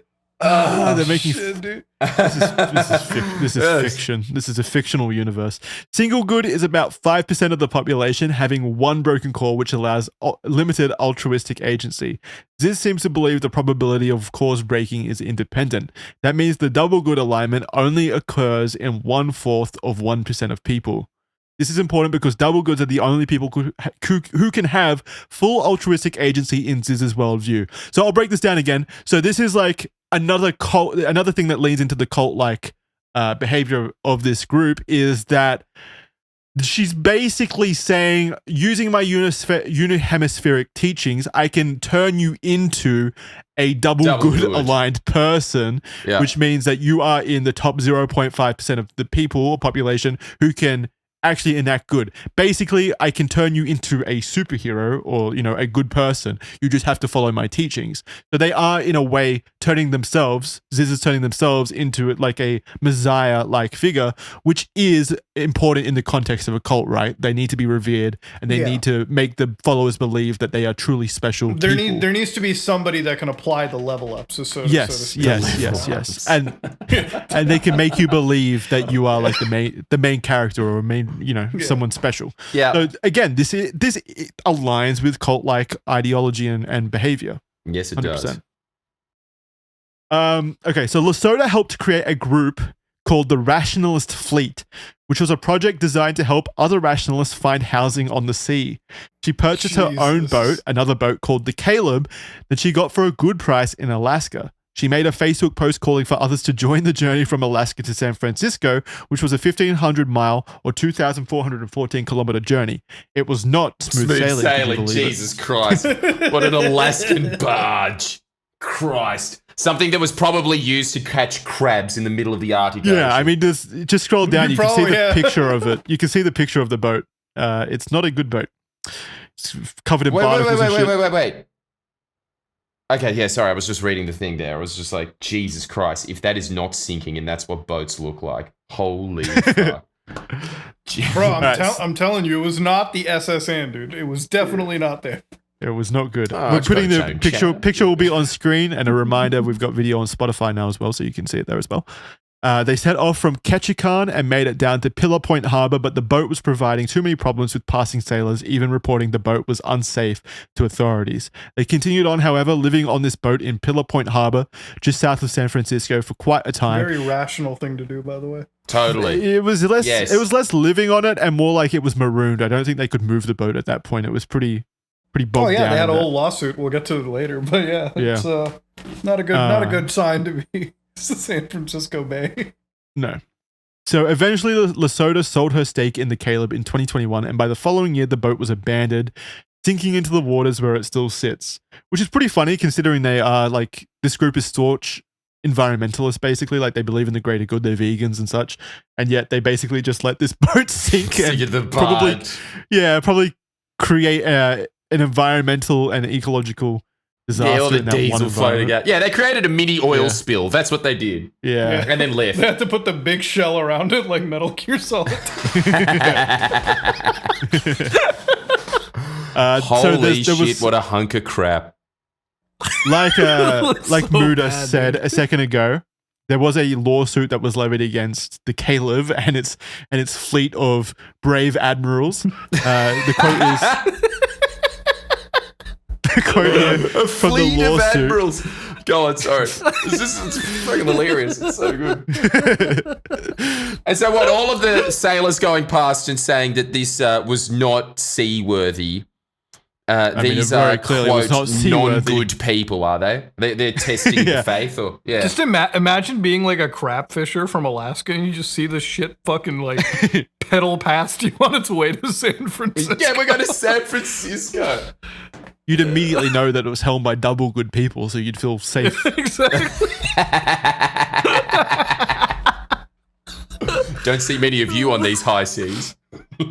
Mostly filled with non-good pirates. These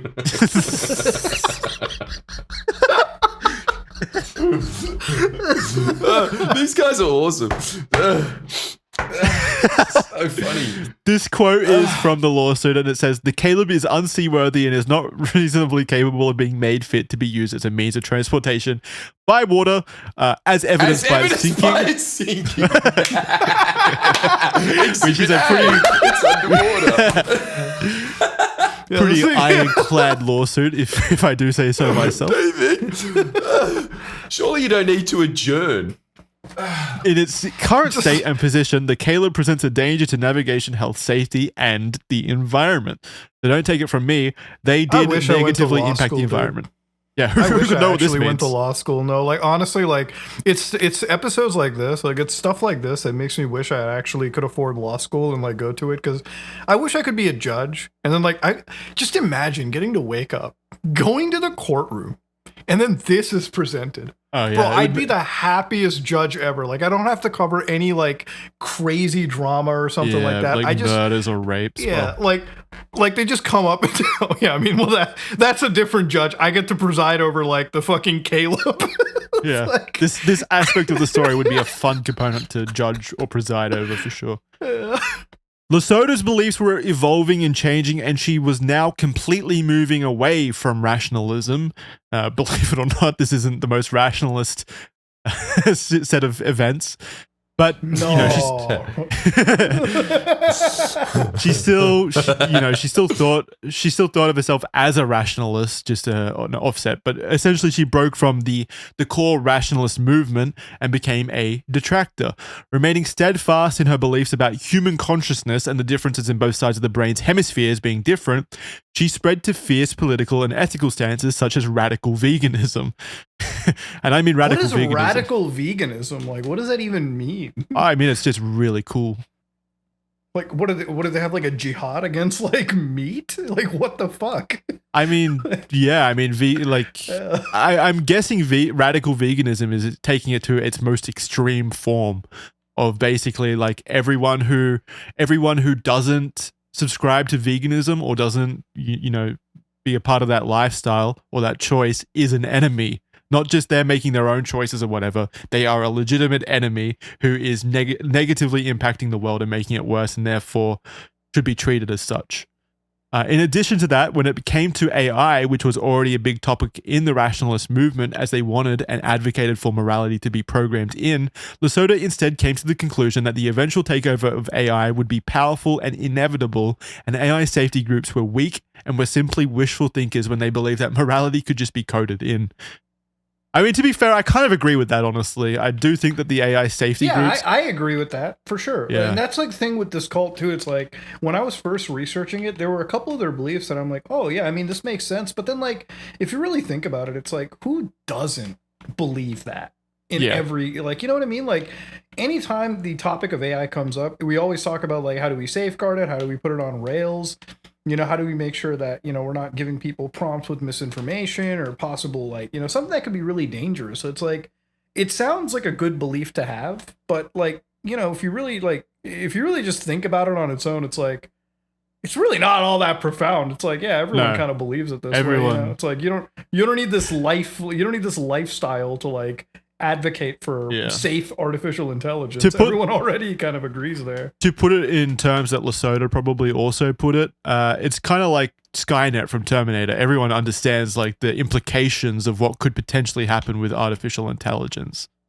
Like, it's not always going to be just funny chat GPT prompts and funny, you know, generated imagery. If we're talking about reaching the point where artificial intelligence does become sentient, then it does open,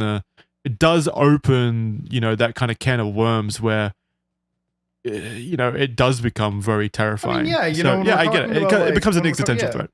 When we're talking about, like, AI in the sense, like, you know, obviously, it's, for some people, they look at it like, oh, generative AI, chat GPT memes, like, images, whatever, like, Studio Ghibli crap. But, like, when I think about, like, dangerous AI uses, I think of, like, oh, what about using AI to, like, gauge where you launch a Predator missile at, right? Or use, like, AI in conjunction with, like, medical data to see who you deny coverage to or who you give premiums to, right? Like, or even just broadly, currently speaking, like, you were talking, I can't remember if we said it on the air or not, but again, that Reddit, the subreddit, the Reddit bots, that changed my view. It's like using it to modify human behavior, like, you know, like, use misinformation to, like, change people's psychology. Blackmail as well, of course. There's, like, ethical issues with, like, generating nude images of real people, things like that. It's already a can of worms, and it's only going to get worse. Yeah, I mean, we've had cases where I think it's I think it was literally this year or last year. I think it was last year, but, like, you have the United States DOJ, like, going at people, putting them into jail for, like, 20 years because they've been generating child pornography, right? Like, AI generated stuff. Good. And good that they're generating. Good that they're generating. No, that was your words, Jackson. You can't go back on it. Editor, don't take it out. Now we're using it as very bad. Now you're done, Jackson. Like, you are done.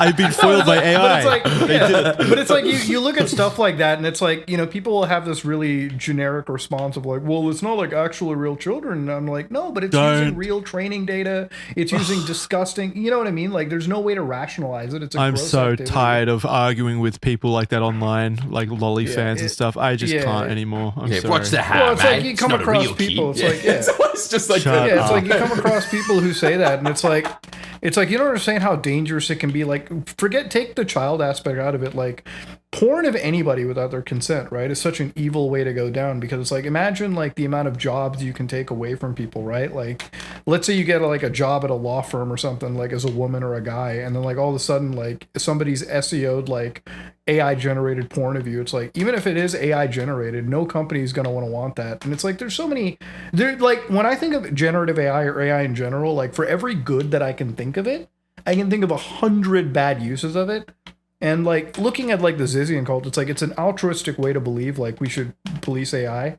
But I think, like, in the reality of it, it's like, I think a lot of the biggest companies right now, ChatGPT, like, XAI, like, the guys who run Grok and all that stuff, I think they're already thinking of these way ahead of, like, us even, right? Well, yeah, and I think I would hope so. Yeah. Well, I think it's one of the reasons why you haven't seen some of the most mainstream AIs been used for really evil stuff. Most of the time, you see people using AI for bad stuff. They usually went to an open source model and they took away the guardrails out of it, and now it's being repurposed in a local fashion to do some really evil stuff. But so far, it's not easy for somebody to download ChatGPT on their iPhone and, like, put in a jailbreak prompt and then, like, generate the most evil shit, you know? So far, at least. Yeah. But yeah, it's a good thing to worry about. But, like, yeah, I mean, do you need to be a rationalist? It's a completely no. It's a completely rational thing to worry about. 100%. Like, it's going to have severe consequences for society. But this belief that artificial intelligence was inevitable and all-powerful would become all-encompassing, and the idea began to turn violent as Lota began to believe the concept to be an existential threat. Due to the belief that artificial intelligence was already an existential threat, force was justified against anyone who would dare to stop them. Due to this, Lesota's movement was becoming an action-orientated movement, moving away from being just online. Just to be clear, Lota was pro-artificial intelligence, but only so far as she believed that humanity needed to evolve first to move beyond the fractured two minds that she believed humanity had, and she believed artificial intelligence would just mirror one half of human nature, and if this fractured still existed, artificial intelligence would take the worst form of humanity. So here we go, taking a rational idea and in the concept of extreme rationality made it as irrational as you could possibly get, I think. Like, turning it insane. Like, god damn it. These people are like truly like unhinged people. Like it's there's no succinct way to put it. It's like I feel like she watched Terminator 2 Judgment Day once and it's all over. Like all she looks at ChatGPT is just like walking Arnold Schwarzenegger's like T-1000s and shit, blowing the world up. It's don't you think that is always the sign of somebody who is, I can't put my finger on whether they're stupid or insane, but somebody who thinks, I mean, look, their entire identity is just around the entire premise of I see the world rationally. And the fact that even before up in the text, I was talking about the fact that, non-biased intelligent people, are going to somehow lead us to some new utopia. Don't you think anybody that has this opinion of, I see the world completely objectively and everybody else is biased except me. I'm the only one that isn't biased. And everybody that agrees with me, coincidentally, is also not biased. But as soon as they don't agree with me, all of a sudden they're not rational. You know? Like that type of mentality endlessly freaks me out. Anybody with that type of that's view just of the like world that's the cult stuff in general, right? It's like the moment you have some sort of division in Discord, it's like they will not allow that to happen. It's like what we talked about earlier, right? It's like if you had a server of 100 people, for instance, right? And it's like in the 100, like 80 people are telling you you're a psychotic person, but then you just like blow them away. You're like, all right, I don't want to listen to you. I'm going to go to listen to just 20 other people. This is it. Like they're breeding themselves into a place where there is no division, there is no discord. It's only further and further extremism, and it's taking what rational beliefs really are and like, you know, using the most irrational ways to like justify or like.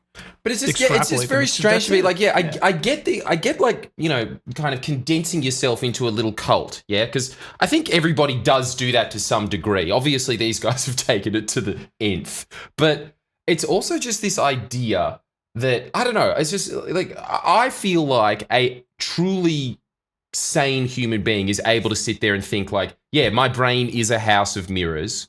I have a bunch of distortions in my own head. And so not everything that I'm seeing in the real world is actually how it is, you know? I don't know. I always find that like insane people just don't have that at all. They just have that level of belief.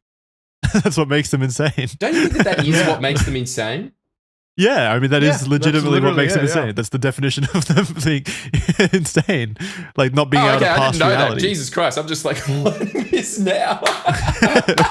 What did you think insanity was? It's just like, well, I just thought that somebody who was insane just had like no concept of reality at all. But it seems that was your definition of insanity literally just doing the same thing over and over again? Like you just believe that buzz? Oh no, I hate that cliche so much. Okay, listen, it's just dude, always the thing that someone in an office says that isn't interesting. Don't you guys just, like, you guys just hate Far Cry? Huh?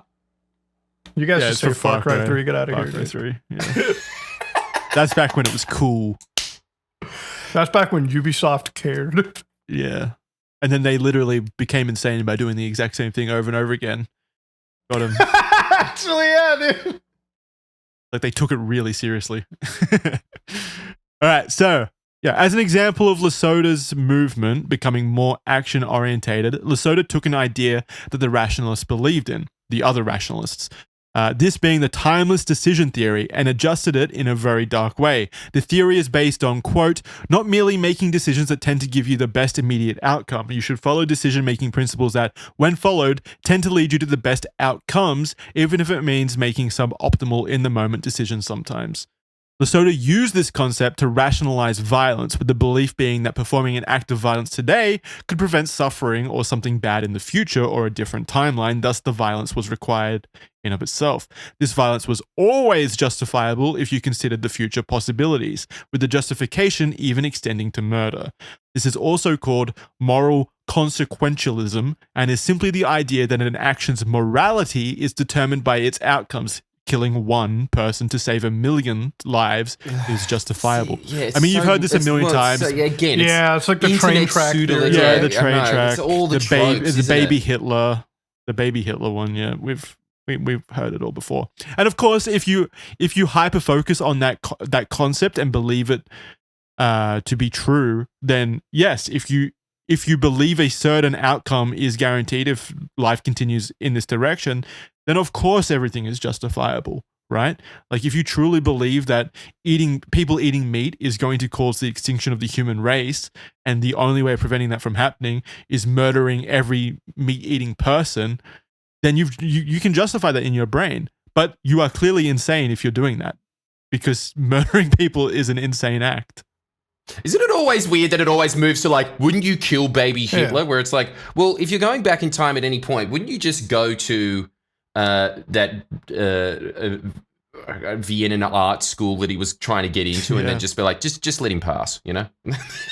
Yeah, and then you wouldn't have to kill him. There's a million different. It's a type that's such a great point. That's a good point. That's a good point, actually. Yeah, it's like, why would you want to kill a fucking baby? Yeah, why would you want to do that? Let him graduate art school. I'm looking for an excuse.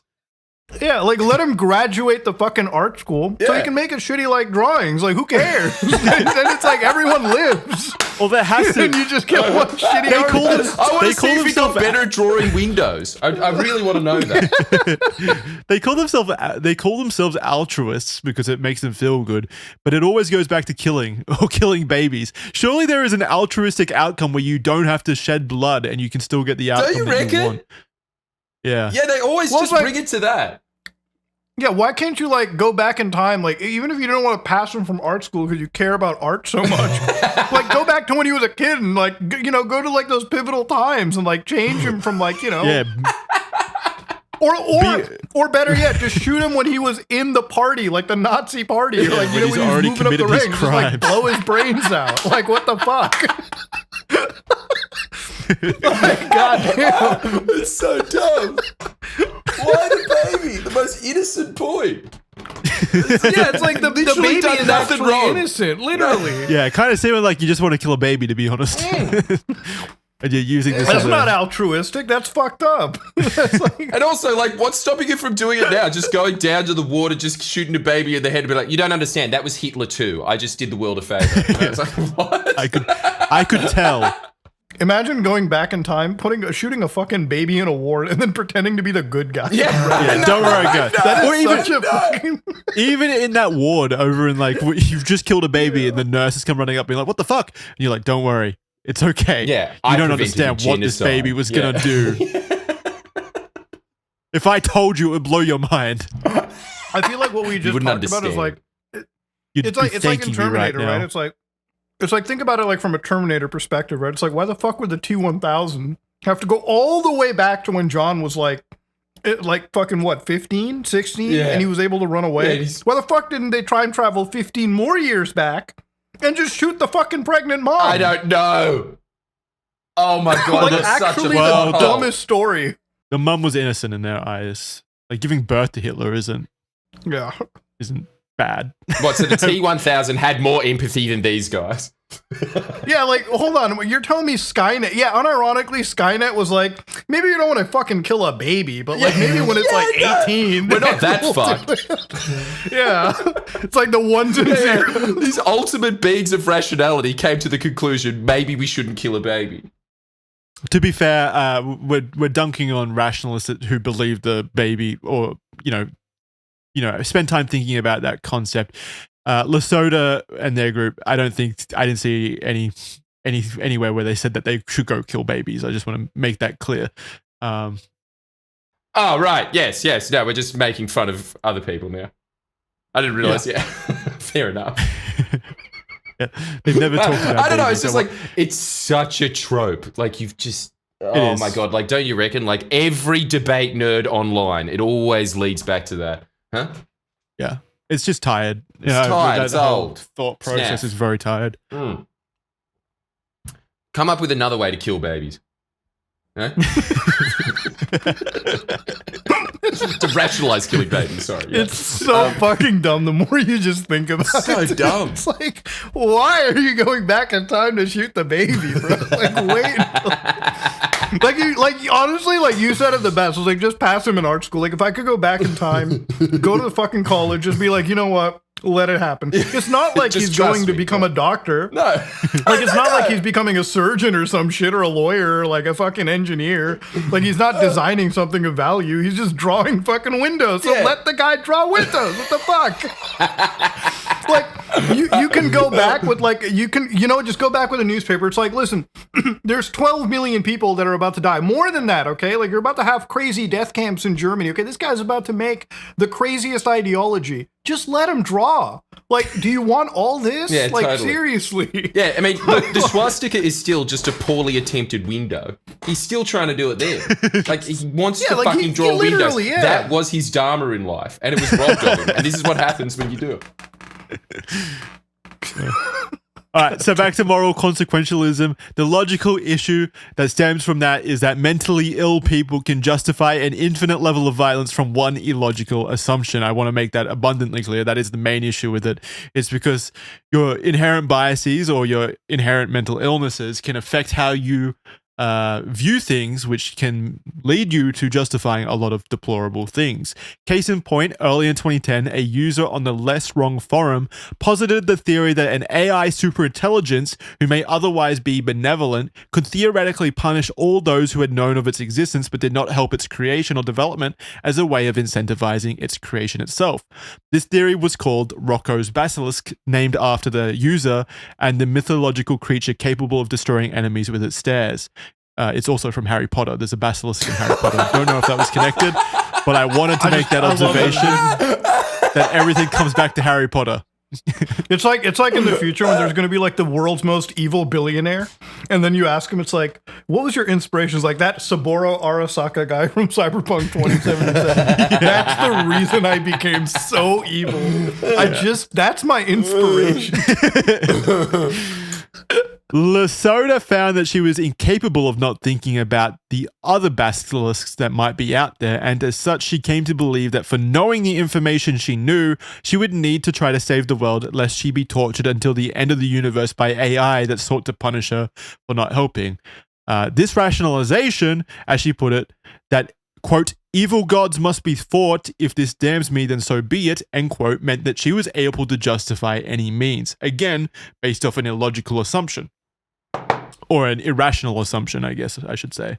Yeah. So that is just the core point here, is that this one person, Lota, made an illogical rationalization that led to a lot of violence stemming from that, due to believing that this was, the end times, essentially. Like, this had to happen. I need to fight against this thing that may or may not exist, because if I don't, then I'm dooming myself to a life of eternal torture, essentially, at the hands of an AI that doesn't exist yet. Jesus. So, I mean, broadly speaking, insane. In mid-November of 2019, Lota finally took the step into real-world activism when they showed up and protested at Westminster Woods, which was a children's camp in California, which is described as, quote, a sanctuary for transformative experiences, kind of like one of those hippie camps, it sounds like, where a gathering for the Center for Applied Rationality was being held. The Center for Applied Rationality is a non-profit organization based around workshopping rationality and cognitive bias. Another brainchild of the founder of the lesswrong.com website, I believe. So they were actively warring basically with the Less Wrong group at this point in time for not going far enough, basically. The Zizians, particularly Lota, fundamentally disagreed with CFAR's assumptions about human nature and the role of rationality in decision-making. In particular, CFAR promoted the idea that humans can and should train themselves to think more rationally. The Zizians believed this was dangerously naive, as to them, rationality was not a neutral tool, but a cultural weapon. It had to be earned and used through the Zizian brain separation tactic. God damn. Actual Reddit behavior. God damn. Their fundamental philosophical disagreement isn't really important to explore in detail, and it is also very confusing, and I felt my brain cells dying trying to read it, so I'm not even going to bother. Okay, yeah. Yeah, it's just, there's no point. It's like trying to decipher, the ranting of a crazy person on the side of the street, basically. It's like, do I have to? Yes. You understand. Yeah. But as we explored before, they had the innate instability required to perceive even this externally minor disagreement between like-minded groups to some degree as something that could bring about great damage to humanity, and as such, anything was permissible, even violence. A call was made to 911, alerting them that the protest had blocked the front of the entrance and exit with their cars, when the protesters then sat down in black robes and Guy Fawkes masks. It is so Reddit. So epic. Man, they were really at the fulcrums of history there, weren't they, guys? Oh, man. I'm actually, you said it earlier, it's like, isn't it great that like these people just were incompetent? Because like just the paragraph above, right, when we talk about like how, they're great that like anything is permissible, even violence, it's almost like the same kind of rhetoric that like fundamental terrorist organizations use when they're recruiting people. It's like, why is it okay to kill somebody? Well, it's because, violence is okay. These are our beliefs. Our beliefs violence is a necessity. Yeah, it's like, it's a tool. It's a necessity. It's not something we want to do. It's what we have to do. Except in this situation, like actual fundamental terror groups, some of them are very capable. Yeah. These guys are just Redditors. So thankfully, because of their own incompetence, this actually didn't go. I mean, it still claimed lives.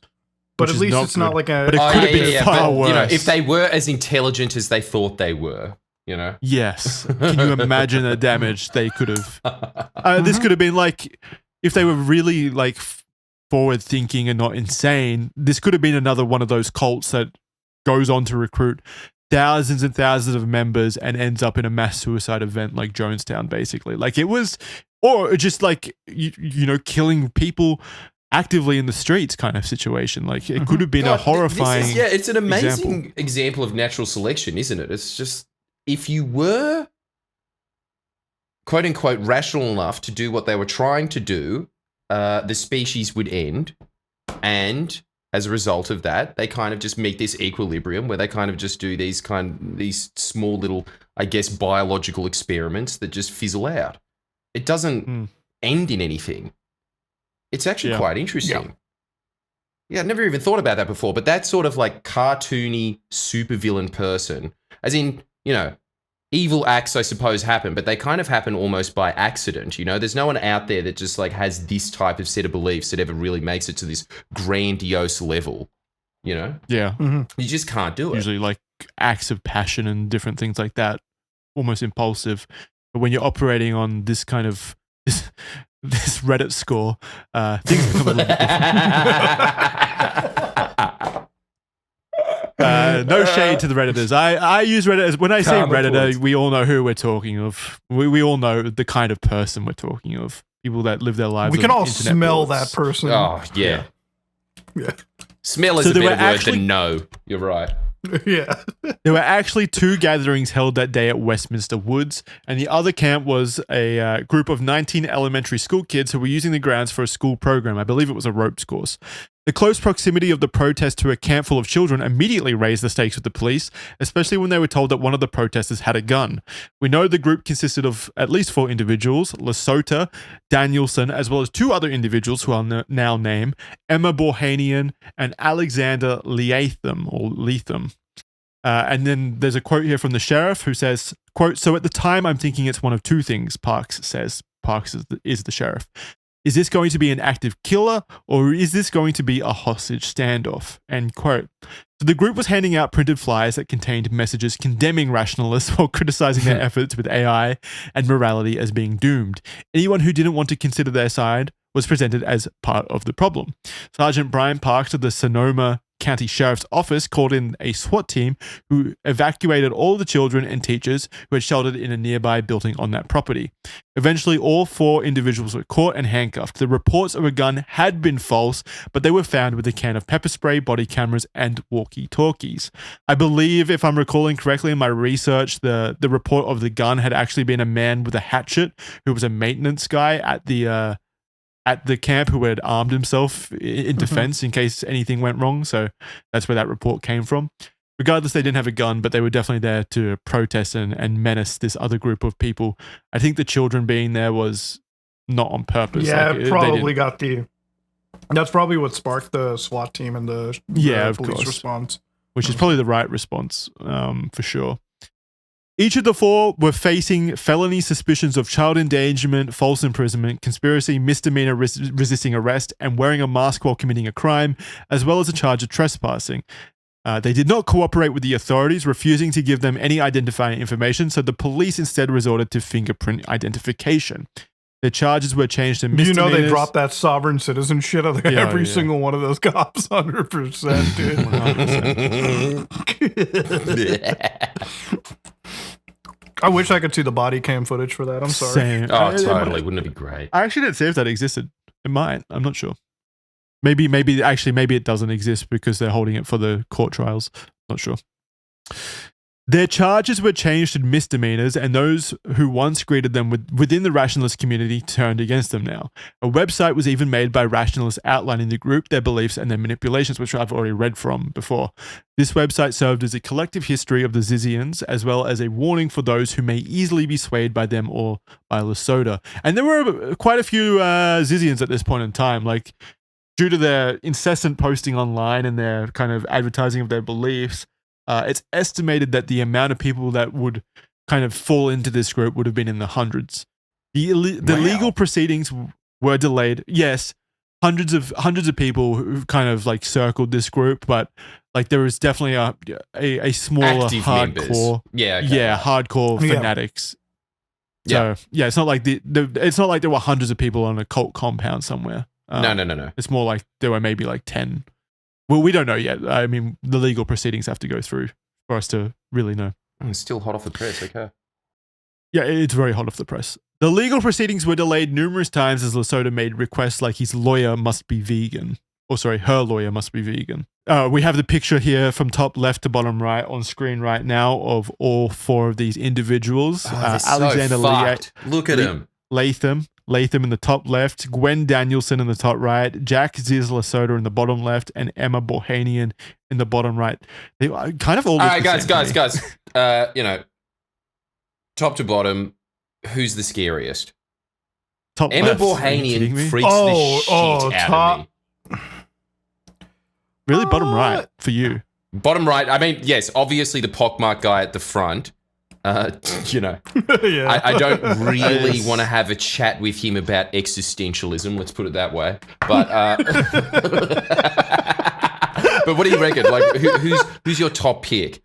Emma scares me. I think Gwen Danielson. She's definitely the scare. Like, look at the eyes. Like, just look at the amount of fear that would instill. Like, if you were to see that.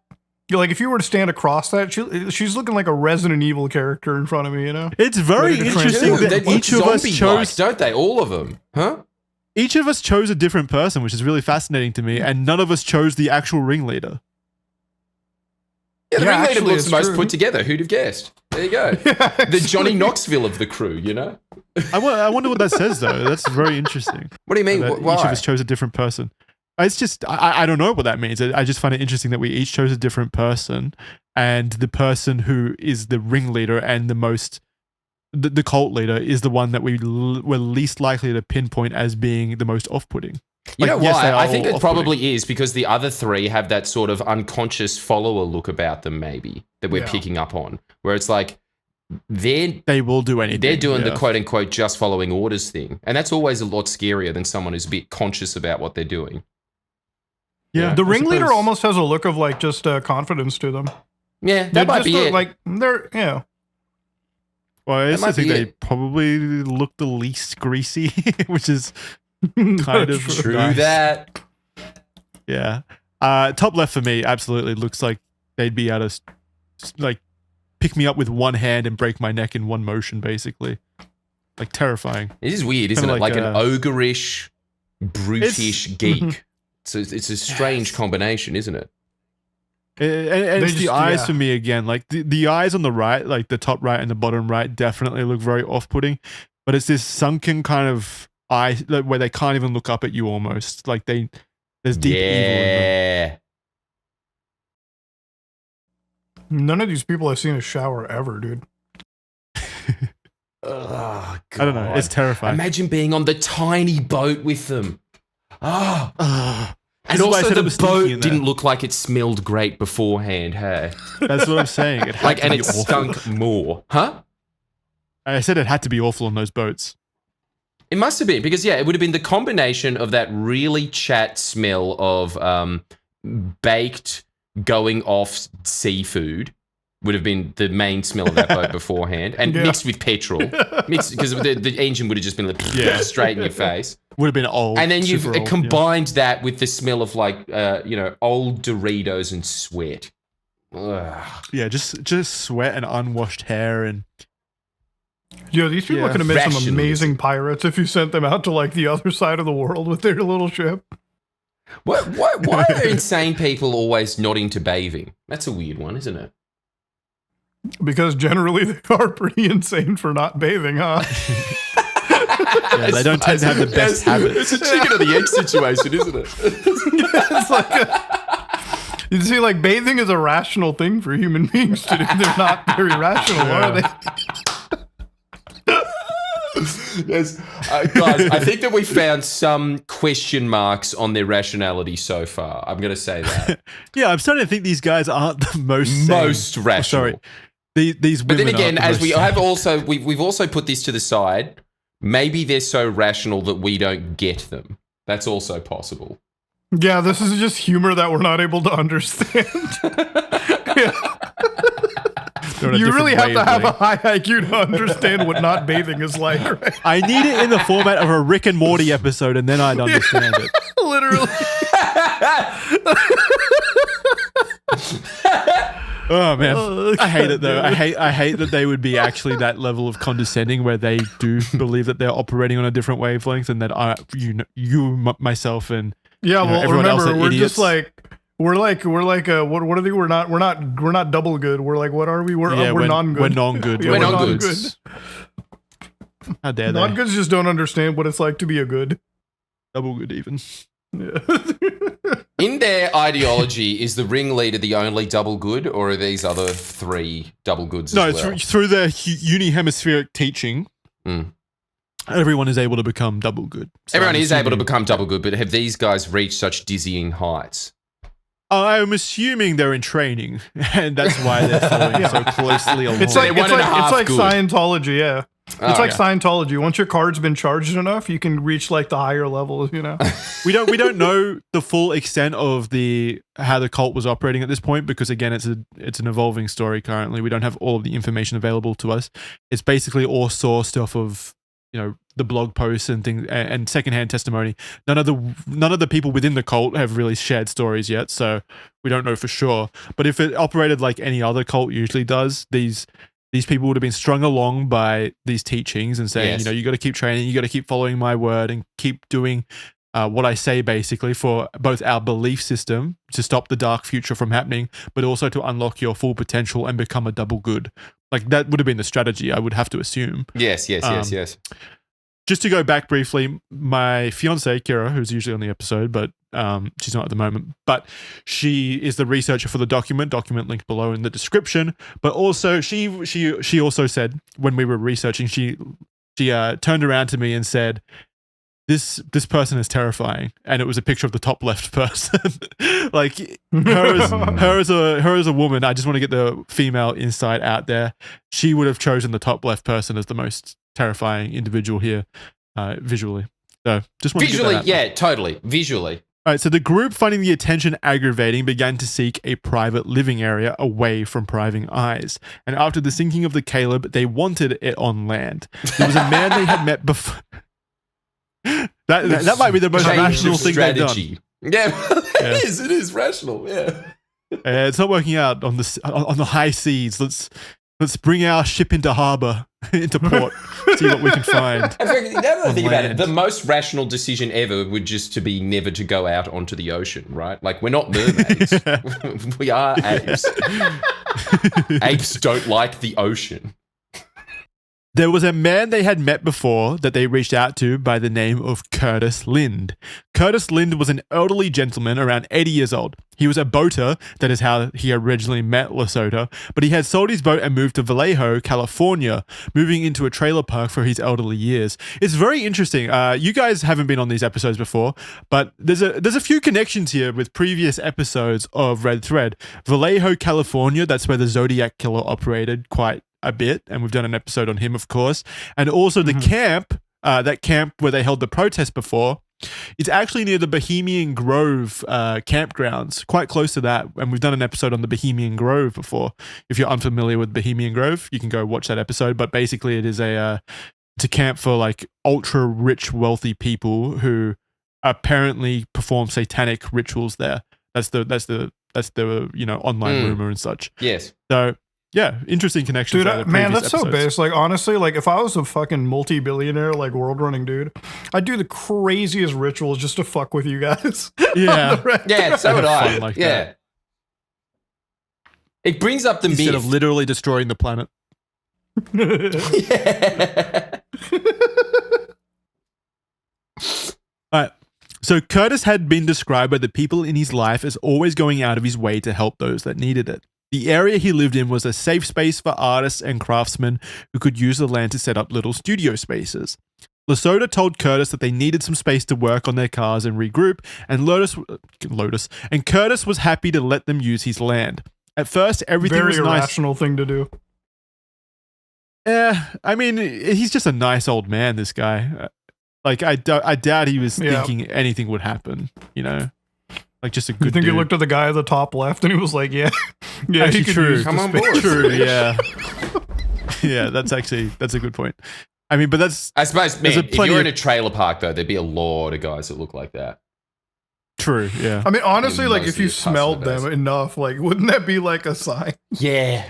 Yeah, you'd have to You can usually tell when people are not all mentally there. Yeah, it's at least to this level, it should have been visible, but still, like, a lot of people are still good people that will try to do good things for people, even in those situations. And Curtis, by the way, for watching, he's a great guy. He's a really good dude, and it gets really tragic with what unfortunately happened to him later in the story.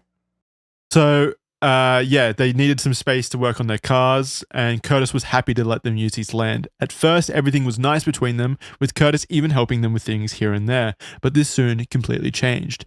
In the short-term stay that they were meant to be on his land for ended up lasting 3 years, with Curtis asking them to leave multiple times throughout the years. No. The Zizians wouldn't budge, bringing in even more people when it then became a full encampment, which I guess you could classify as a cult compound almost.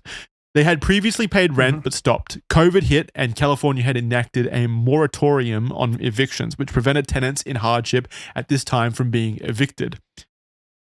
That's rough for Curtis.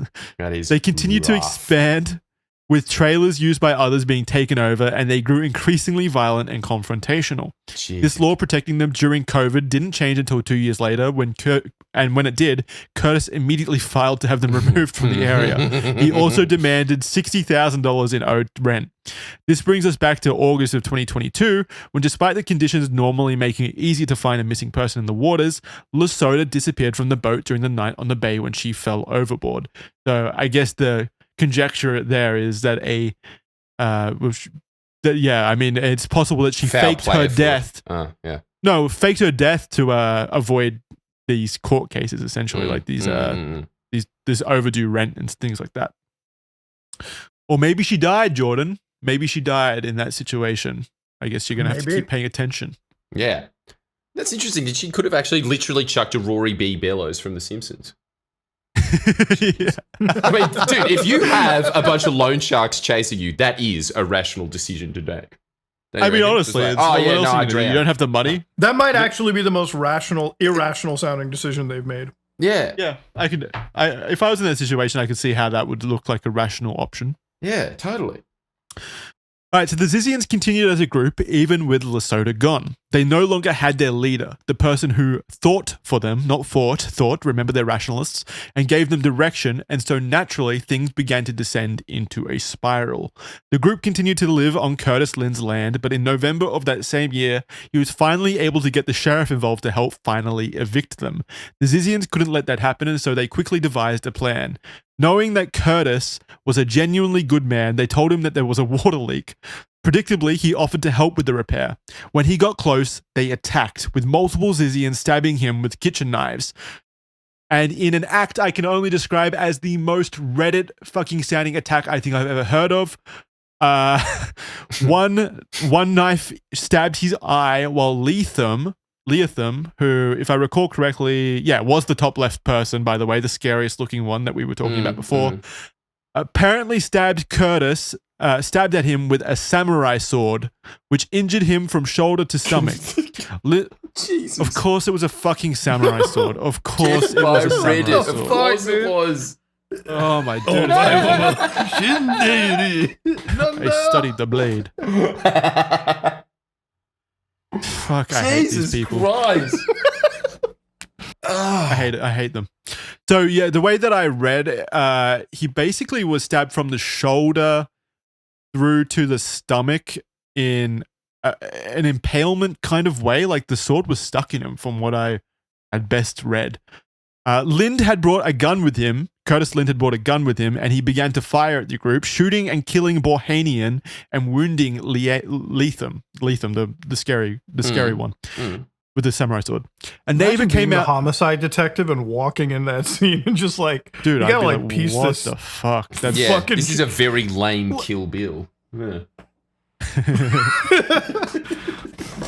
No, like you gotta walk in there like some fucking California detective, and like the first thing you see is like this goddamn samurai sword through a guy, gunshot going off, and fucking wiping two vegan cultists. Like, how do you fucking write a report on this without like sounding insane, sounding irrational, dude?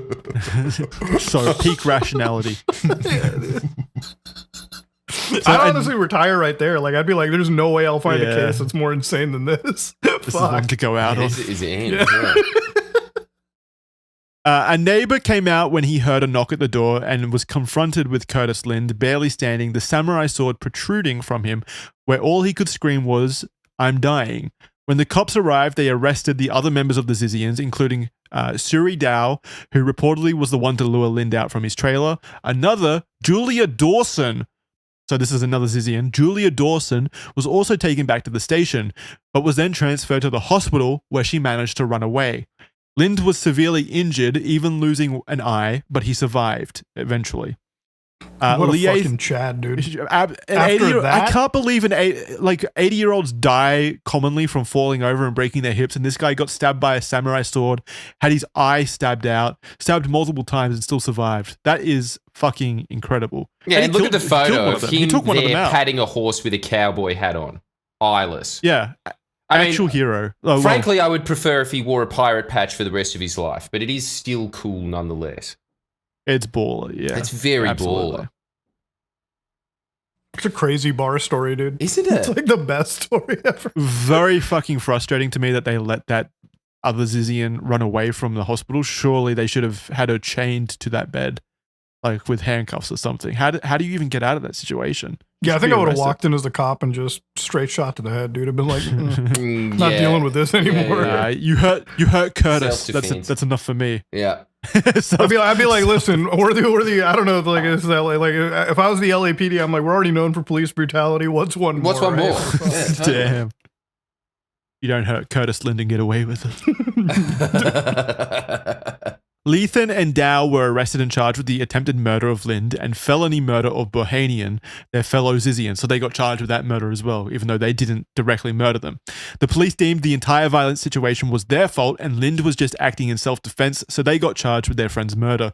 The other ongoing protest case ended up being dismissed as the charges had been on hold and the lawyer said he could no longer reach his clients. So I guess if they just ran away hard enough from that other boat sinking case that it just got dismissed because they never showed up, which is a joke. I guess the thought process was we're hitting them with these charges anyway, so we may as well just like dismiss those charges. I would have to assume that would be the rationale, because like it's like the people in San Francisco like calling people down in Vallejo. It's like, yeah, we got some boat fucking like we got some boat people related to like take care of, like, yeah, like bring them over here. And then the Vallejo guys were like, let me tell you the story about the samurai sword for a second. I think your $5,000 fine or whatever you guys are going to eventually dish out against these guys is a bit trivial compared to potential life in prison. San Francisco Police Department was just like, you know what? Yeah, you guys got it. Probably the right decision, yeah. So you might remember the name Emma Bohanian from when we first started on that boat out in the murky waters. She had been there with Lota and her sister. The police reached out to the Coast Guard to see if their missing person case had developed, but it hadn't. That's when the Vallejo police dropped a bombshell. The woman who had slipped away from the hospital, this so-called Julia Dawson, was actually Lota. She had been living in Vallejo for the past 6 months, alive and well, living under a fake identity. Is your mind blown, Jordan? Can you believe it? No. No, I can't. So she faked her death on that boat and lived her life as Julia Dawson from that point on. Well, that's why they were like I could just imagine I could just imagine being like the police or whatever, like just like the agency when they like finally, because they would have to go through some sort of like test to validate this person's like identity as Lota, right? Like whether it be like a fingerprint. Well, it was the fingerprints. It was the like, fingerprints. Remember, because they originally at the protest they took their fingerprints due to them not saying their names and such. Yeah, they had to have like one of those like fucking Breaking Bad Hank Schrader moments. Like, whoa, hold on a minute, she's actually here. Like, what the fuck? She didn't die. Crazy. Wait a minute. The people that stabbed the samurai sword into you, those psychopaths, one of them faked their death? Fuck me. So already, this is such an insane story. But it gets even more insane, and unfortunately, even more tragic. This was not the end of the Zizians, unfortunately. There were still members who were not charged with any crimes, and as such were still free people. One such Zizian member, Maximilian Snyder, insufferable name already.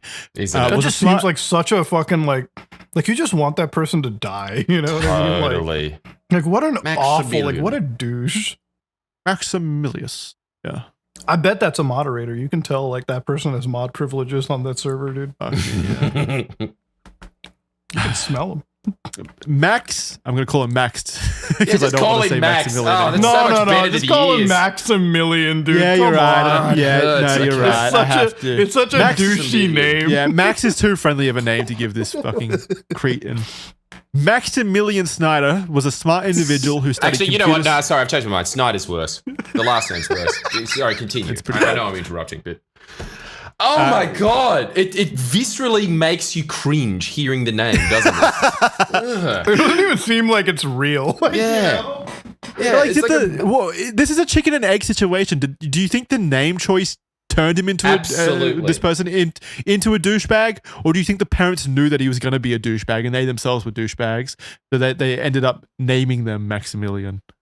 No, I honestly believe this is just a numerology scenario without numbers. This is, you name your kid that, they're going to be fucked. There's no way around it. Like, just, like think about it. It's like two human beings, two fucking rejects came together to produce an offspring so cancerous.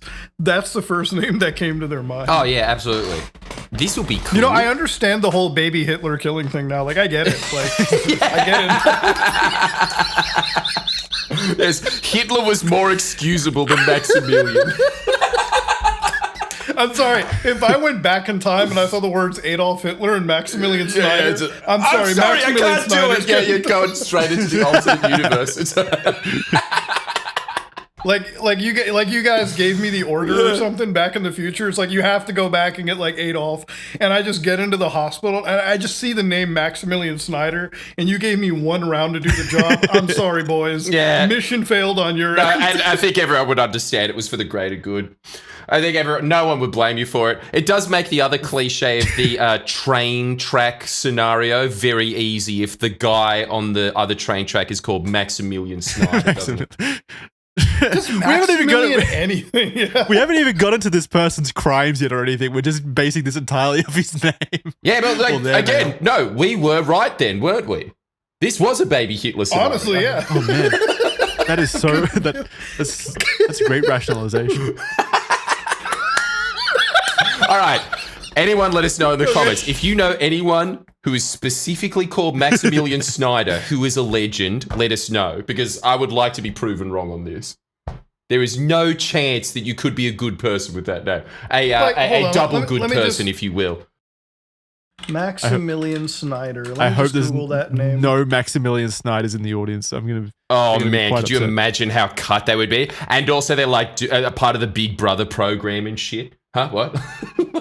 There is no good Maximilian Snyder that we were able to find. Like, I did a deep search. There's like, as far as the internet's considered, there was not a single good soul to exist. So we're fine.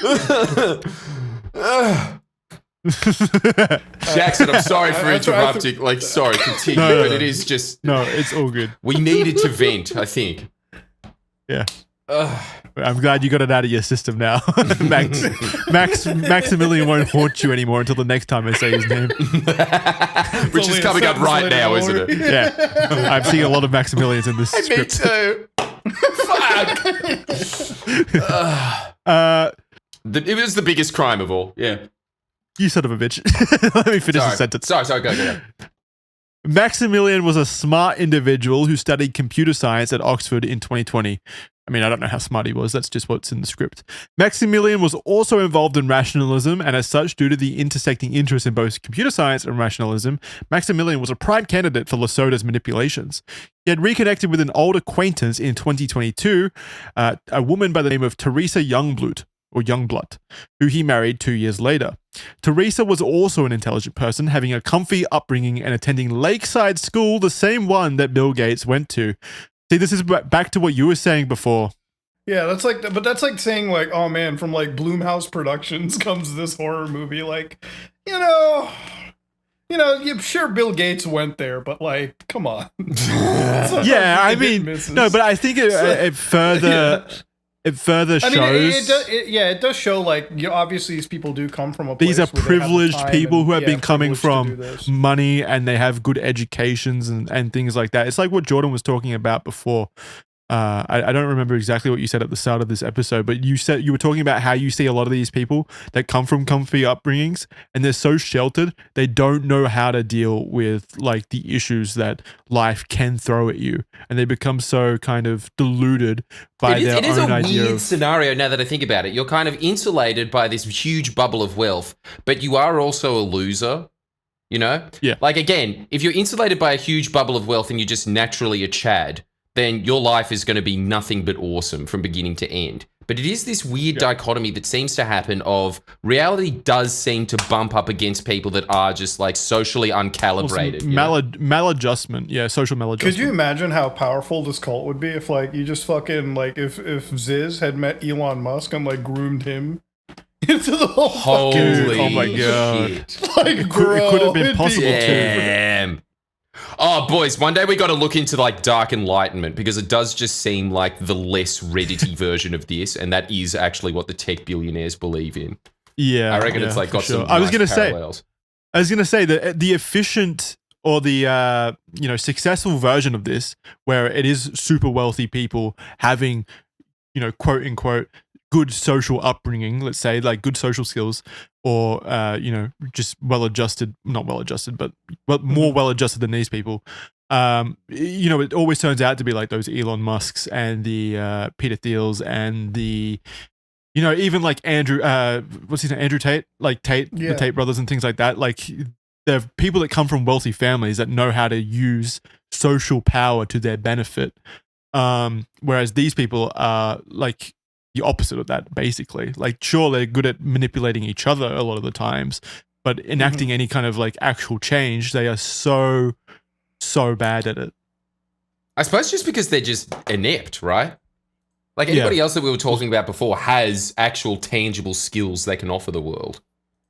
Yeah. But Yeah, like, I mean, you look at a guy like Elon Musk, and it's like he clearly can, like, you know, purchase a company and, like, I guess get the right people together. And, you know, through that, he's amassed so much wealth that, you know, he can basically buy whatever he wants into existence, right? So imagine if you had, like, a more put together evil version of that, right? You know what I mean? Like, obviously, like, I look at Elon Musk kind of like a rich, like, Redditor almost, right? Like, he's a rich guy. He's still kind of goofy, whatever. Not exactly, but I wouldn't say that he's like when I think of really evil people, I think of like Dick Cheney. You know what I mean? Like, actual fucking, like I could imagine if you gave that guy billions of dollars and like an unlimited budget and how much evil that guy could do, you know, in the world, as opposed to, like, you know. Like, that's how I kind of look at it. Like, I imagine if you fused both those aspects together, you'd look at, like, the scariest possible version of, like, what this could be. Well, because you have true, the but don't mix you think that, of, like, it just seems like if you gave these people billions of dollars, they do very stupid, They comically they buy buy a a clownish slightly things. nicer boat. Yeah, So they buy a nicer slightly boat. Yeah. And then live on Yeah, they it. would have actually made the And it- voyage. and That's true. No, it would still Wow, sink somehow. money does insulate you from a lot of idiocy, hey? Yeah. Like, if you could, like, that's it, right? They could buy that. What was that Pokemon boat? They just make, like, a reenactment of that. The They go SSN, down. Yeah. I mean, They'd probably use a lot of their money to try and genetically breed Pokemon into existence, I'd imagine. It's just, I think they do a lot of stupid shit with it. you see it a lot of time like, with look, if I was a billionaire, you know what I would do? I would just make fan fiction, Hollywood level movies of Fast and the Furious. That's what I would do. Like, I would spend 300. I shit you not. Like, if I had Elon Musk money, you would hear a news report of, like, Mudahar Anas has spent $300 million US filming his own sequel to Fast and the Furious Tokyo Drift for his own private viewing pleasure. like that. That's hilarious. It was Jack. Why? Literally, So that's you're what not you going to would even release it into cinemas. You're just going to play it It's once. only for him. No, because I don't think Vin Diesel and, like, half the actors would even consent to it being released for public viewing. It's going to be that brain dead of a movie. It wouldn't be me. Like, I mean, I just don't think Vin Diesel would appreciate, like, It's kind of like It's kind of like that. That I think he's Chinese. I could be wrong. The Jack Ma guy, that billionaire. Oh yeah. From he- Alibaba. Yeah. Yeah, the Alibaba one. He made it. He spent a bunch of his money creating a karate movie with him starring in it as the main star. So yeah, I mean that's the same kind of vibe. Holy I don't know. shit! I want to see that film. That sounds like it's going to great. be worse than a Steven Seagal film because at least Steven Seagal did know karate before he became obese and old. All right, so so the Lakeside School shows that these people were definitely coming from wealth basically. But both Snyder and Youngblood, the couple that got married, were more withdrawn and obsessed over topics and the words of Lota, a connection that brought them together. So that's how they met. The people were meeting within this group, basically. Kind of like when you see like a YouTuber or personality-based Discords where people come in for that personality, but then they'll start talking to each other over shared interests and stuff, and then friendships and relationships come from those kind of meetings on these Discord servers and stuff. It's kind of like the same concept, really. The person who really brought them into the Zizian cult was a person by the name of Ophelia Bockholt, a mathematician who was transitioning from male to female, as were most of the people in this group, was working in New York City in a job where she earned nearly $500,000 a year. Like, god damn, dude. At the end of 2023, she left her life behind, including her from her friends, who had no idea where she ended up going. Around 6 months later, Youngblood made a similar move. Her parents received a goodbye email, and she left without a warning, leaving for the Zizian movement. They reported her missing, but she was found in North Carolina living with Bockholt, who is the mathematician making $500,000 a year. In January 2025, police in Vermont received a call from a hotel. 2 people had checked in while wearing completely black tactical-style clothing with visible protective equipment, and they also were openly carrying a gun. The police, with the help of Homeland Security agents, responded and tried to talk to the 2, who were Ophelia Bockholt and Teresa Youngblood. But the pair only replied by saying they were in town looking for a property and would not elaborate. The police, unable to do anything right away, kept them under surveillance as the 2 checked out at the same day and moved from Lyndonville to Newport. At the same time, on the other side of the country, Dow and Leatham looked like they were finally going to trial. After giving video evidence of his accounts of the event, he was poised to testify in court, with the prosecutor stating in court documents filed January 16th. Sorry, let me reread that. After giving video evidence of his accounts of the event, Mr. Lind was poised to testify in court, with the prosecutor stating in court documents filed January 16th, quote, Mr. Lind, so this is referring to Curtis Lind, by the way, the guy with one eye, Mr. Lind is the only eyewitness to this case, and his testimony is critical for the people to have the ability to prove their case, end quote. The prosecutors also noted, quote, these defendants are extremely dangerous. They have both tried to escape from custody, end quote.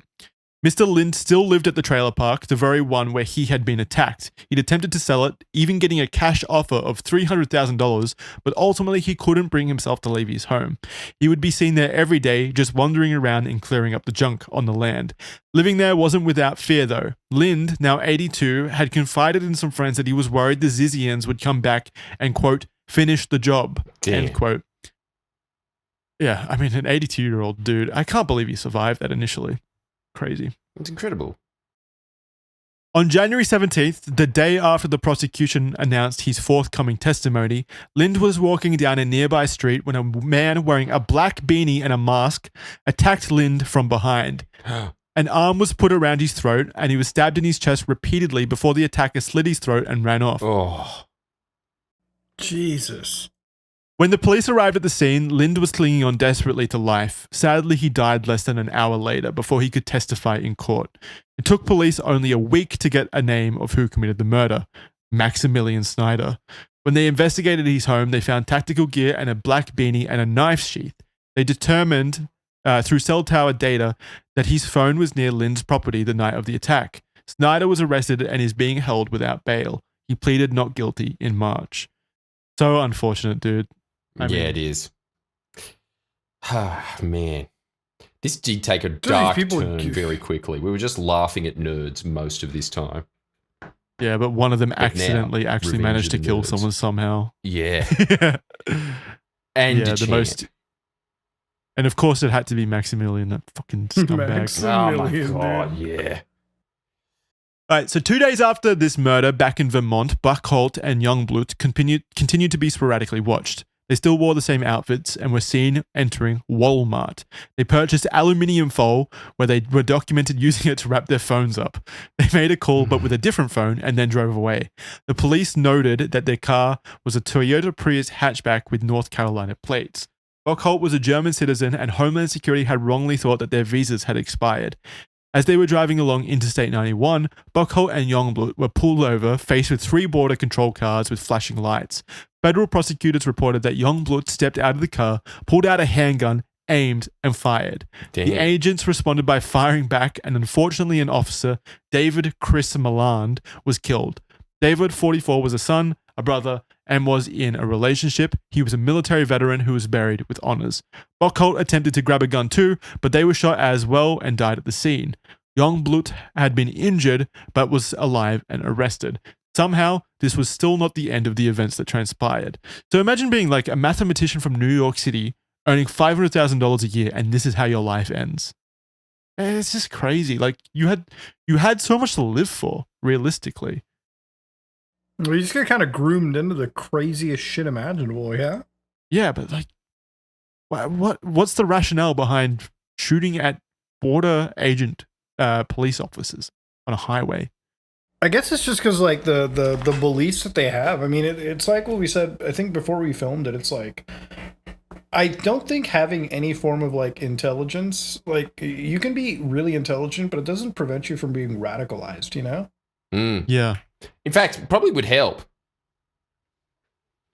You know, Yeah, I think so. It's always the thing. It's like intelligent people are very good at convincing themselves of things, whereas dumb people, it's the ego. Like you know, the classic thing of just if you're highly intelligent, you're more likely not to believe in climate change because you're able to look at evidence that specifically backs up your worldview. Whereas usually, if you talk to someone with average intelligence, climate change is happening, they'll just go like, "Yeah, okay," and they'll just move on with their lives.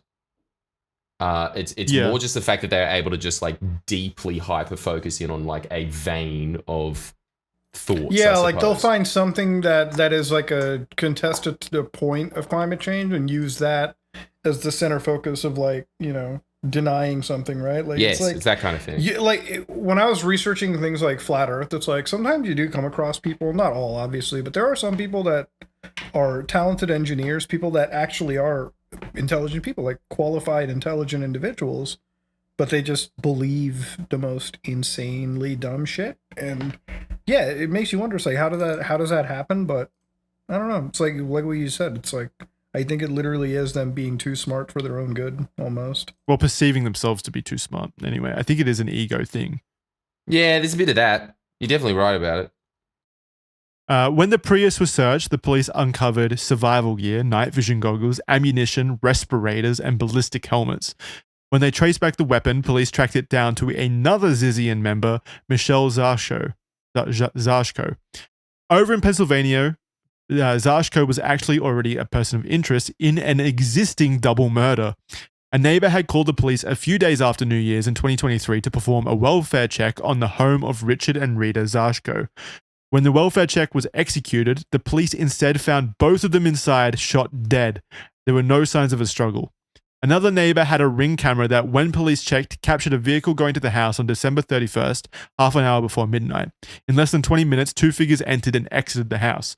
The footage also captured audio picking up "Mum" and "Oh my God" as two different quotes. The ballistic evidence pointed right to their adopted daughter, Michelle Zashko, who owned a Smith & Wesson M&P pistol. This was not enough, however, to fully convict her. I mean, common sense, right, probably points to her as being involved here, considering she is literally part of a death cult with a string of murders. They're clearly capable of this. Richard and Rita were well liked in their community. They owned multiple rental properties where tenants came forward and said that they would charge them way less than what was normal and encouraged them to save instead to buy their own homes. So ethical landlords. Their tenants felt genuinely cared for by the couple. Michelle had been tied to Lota since the beginning of 2022. So their adopted daughter, Michelle, had been tied to Lota since the beginning of 2022. On a Tumblr blog titled, quote, "I became a full-time internet pest and may not survive it," or "I trolled Ziz and now she wants to murder me," a story, and end quote of the title, Michelle details how she had been commenting on Lota's blog under different usernames to see if Lota was really all that she was cracked up to be. So basically, this Michelle, but how they met was she was commenting a bunch of different things on her post, basically trolling her a little bit, but then they got to talking, and Lota was able to actually manipulate her into the fold, which shows the level of proficiency on Lota's part in manipulation, I think. When questioned, Michelle told investigators that she was in no contact with her parents, but investigators discovered texts between them only recently. The police were not convinced by Michelle's arguments as they could see a clear motive. Her parents were well off and Michelle was the sole heir to what they had. She had not received the money due to the investigation. Days after Richard and Rita were found dead, police tracked Michelle back to a hotel with a warrant to obtain her DNA, as well as to search the room and car, looking for the murder weapon. The police went back the next day to investigate.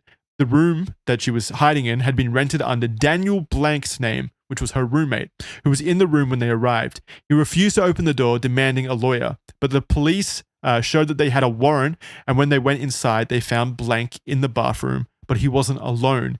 Inside was Lota. So remember, at this point in time, Lota had run away from the hospital, Jordan. So now she was here in this bathroom. So they discovered Lota inside this bathroom. She's like a ghost in the shell, like a ghost in the mainframe. She's everywhere. She acted strange while being detained, laying down with her eyes closed, and we have pictures up on screen right now showing this, almost like they were playing dead. Even in the What? photos taken by the officers, they had to hold Lesoto's head up for the mugshot being taken, leading to a charge of obstruction and disorderly conduct. So insufferable. So seriously, insufferable. they were like in the mugshot, they were just like eyes closed, laying down, like literally just being the most annoying people to deal with, like unironically. She is like a petulant child almost. It's such annoying behavior, isn't it? All of it is. I mean, the murders are bad enough, but it's this cherry on top that really makes me dislike this group. Yeah. Zashko and Blank somehow avoided any charges during this time and have since run away. They're on the run, basically. The police don't seem to know where they are. Lesota was released on bail 6 months later, but stopped showing up for court. I don't know how that's possible, but okay. So they just whatever. They let them get away again. This wouldn't be the last time the three were found together, however. After the death of Border Patrol agent David Maland, Michelle's name was highlighted as records show that she owned the gun involved in the murder. However, law enforcement was struggling to find Michelle. A property owner in Maryland noticed something strange on his property on February 16th, 2025, however. Three figures in tactical clothing. What is it with the tactical clothing in these people? They're LARPing as fucking Rainbow Six Siege operators. Yeah. That's what it is, dude. They're fighting against the veganism, dude. Three figures in tactical clothing entered onto his property and attempted to camp in box trucks. When police investigated, they found Lesota, Zashko, and Blank, along with guns and ammunition. While the others resisted arrest, Lesota didn't.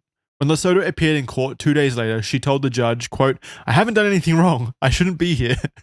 How? I shouldn't. The arrogance. End quote. She constantly interrupted the judge and offered only the excuse that she was in a, quote, "mild state of delusion from the lack of vegan food offered," end quote. She pleaded that she was homeless. Jesus Christ. Dude. She pleaded that she was homeless and had no money, so wasn't a flight risk. Yes, this person who has faked her death and run away twice already up until this point was no flight risk. Her attorney backed her up, claiming that she feared for her life and wouldn't run. This is a quote from Lesota in court. She said, I might starve to death. I need the jail to have a vegan diet. It's more important than this hearing is. End quote. Fuck me dead, dude. Lesota and Zashko are held currently without bail, and the court refused Blank's family's offer to take him in, saying he was mentally unstable. As of this episode, this is the most up-to-date information we have on the Zizians and their colorful, yet extremely dangerous history. Muda, do you have anything to add? Like any other information you think we missed in this very comprehensive retelling? I think actually everything you guys hit was pretty much like solid. I don't think you guys really missed anything out of it. Actually, there were a few things that I am interested in, some of the actual footage that you guys had found, the surveillance footage of them. But yeah, overall, pretty solid. Pretty conclusive. Yeah, pretty conclusive. Yeah, Kira does good work. Yep, yeah. she kills it.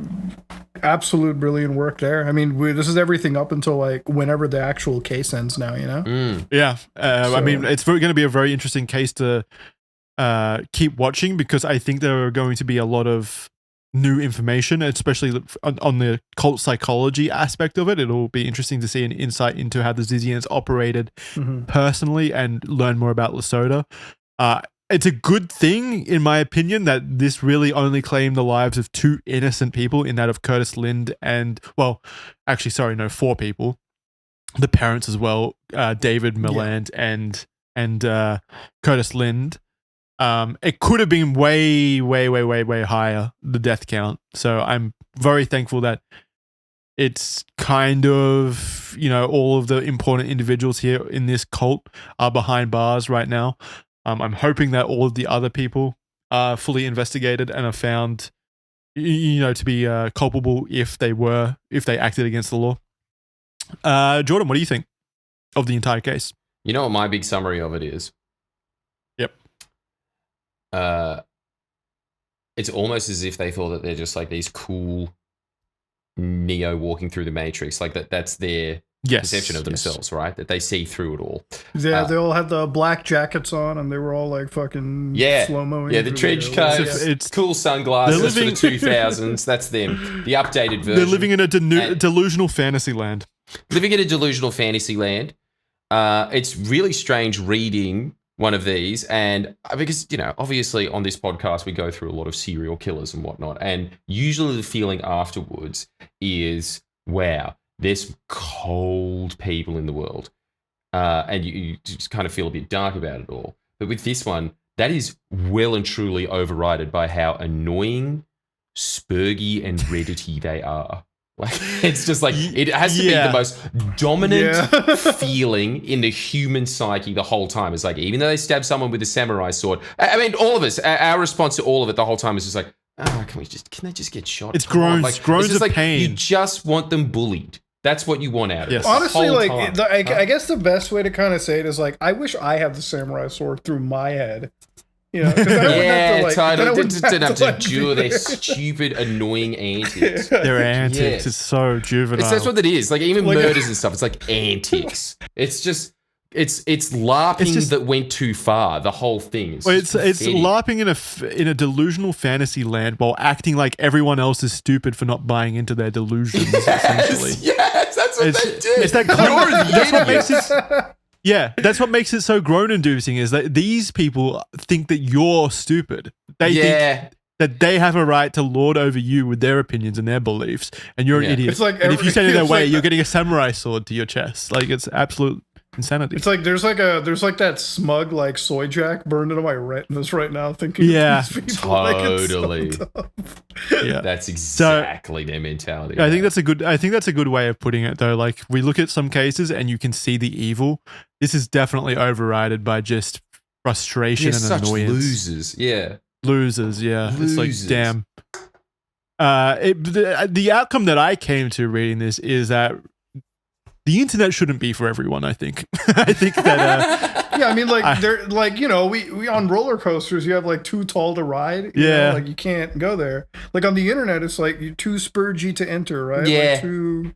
That's what it should be. I think there's an argument to be made that if you're not allowed, or if gun control laws exist that prohibit people, mentally ill people, from, acquiring weapons, then that should extend to the internet, because in a way it further exacerbates their issues, and it further gives them I think firearms might be safer in their hands than unfettered use of the internet. I mean, they used a samurai sword, so. Yeah, clearly they weren't bringing guns to anything. Well, here and there, but yeah. Broadly, they're dangerous people. All right, so we have Patreon questions right now, a few questions real quick that we'll go over. You can head on over to patreon.com/theofficialpodcast or official.men, which is our website specifically set up for our shows. So you can support us there. You get early ad-free access to our shows, all of them, 4 days in advance usually, 4 or 5 days in advance, as well as you get a question thread for each episode, so you get to know what the next topic is coming, and you can ask us questions about it that we'll answer at the end of the show. Right now, this one comes from Zach. Do y'all think that more cults could be started or influenced by AI in the future? I mean, it depends, because like if AI gets good, like we looked at the whole Reddit group being confused, right? Like the Reddit experiment that the University of Zurich did. I mean, if you get like AI to create if you get the AI to create the fundamentals of like the background of like this organization, like a Zizian, like a group, like you tell it to create a cult for you, I'm sure it can like generate all the bullshit you need, and all you'd need is a charismatic person to lead you through it. That would be interesting. I think we're still too far away from a cult being led by an AI, let's say, like in a lot of those. Led by an AI. I thought it would be used also. We're saying could be started or influenced by AI, which I guess is more in line with like, hey, ChatGPT, tell me how to start a cult, please, and then it shooting out a guide on how to do it for you. Yeah, which could happen now. Yeah. If it's good enough to manipulate people through misinformation, wouldn't it be good enough technically, like if you were to conversate with it, to be able to manipulate you, or like lead? Because that's what AI is really good at. Like, recently you had ChatGPT, like they were apparently using people's names, like they were trying to get really parasocial with it. So there's a lot of tactics with the parasocial element though. Well, sorry, with a cult, I feel like you do need that charismatic element where someone wants to believe in you, and I don't think that X factor. Yeah, I don't think AI. Yet, it's not there yet, but I could see a future in where it is able to mimic that kind of, it studies charisma basically, and is able to roll. I mean, but like, 20s on it. what about the people that have like virtual girlfriends and shit too, right? Like, they're horny. That's completely different. They just want to come. They would. They'll believe what they'll about believe some anything. of the cases where the kids or whatever, they're talking to like a fucking AI, like as a psychological support tool, right? Or like people that talk to an AI as a psychological help, and they get led into like suicide or like some really dark path. I don't know. I guess it depends on like the relationship somebody has with a chatbot, right? Like I think it all starts out pretty innocent and innocuous, but I think it always ends up with people treating it like if a mentally ill person is able to convince themselves that this is a real entity or a real person speaking to them, then anything is possible. But in the traditional sense, I think cults still need that human element for now. AI won't be replacing cult leader jobs anytime soon, but who knows? I mean, AI is advancing so rapidly. Dude. Like artists have to deal with like AI shit, and then like fucking cult leaders have to. No job is safe.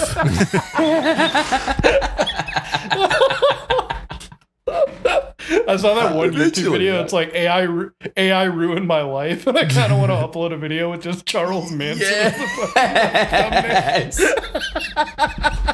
All right, so Christina asks, why did Ziz hold such a grudge against Curtis Lind for so long in order to seek revenge? All the guy wanted was overdue rent, and he killed your friend out of self-defense. Why couldn't they just leave him alone after that?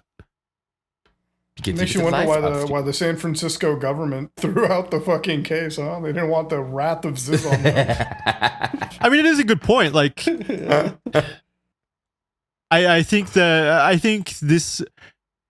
Yes, they think of themselves as highly intelligent individuals, but they're still ruled by emotions at the end of the day. And I think that they felt their ego had been tampered with, basically by this guy taking out one of their own. And so in their irrational state of mind, which they were always in because they're very irrational people, that grudge took precedence over everything else. I mean, for all their talk about rationality and, being, fighting for the greater good, they are incredibly mentally ill, dangerous people, and they will act irrationally almost every step of the way.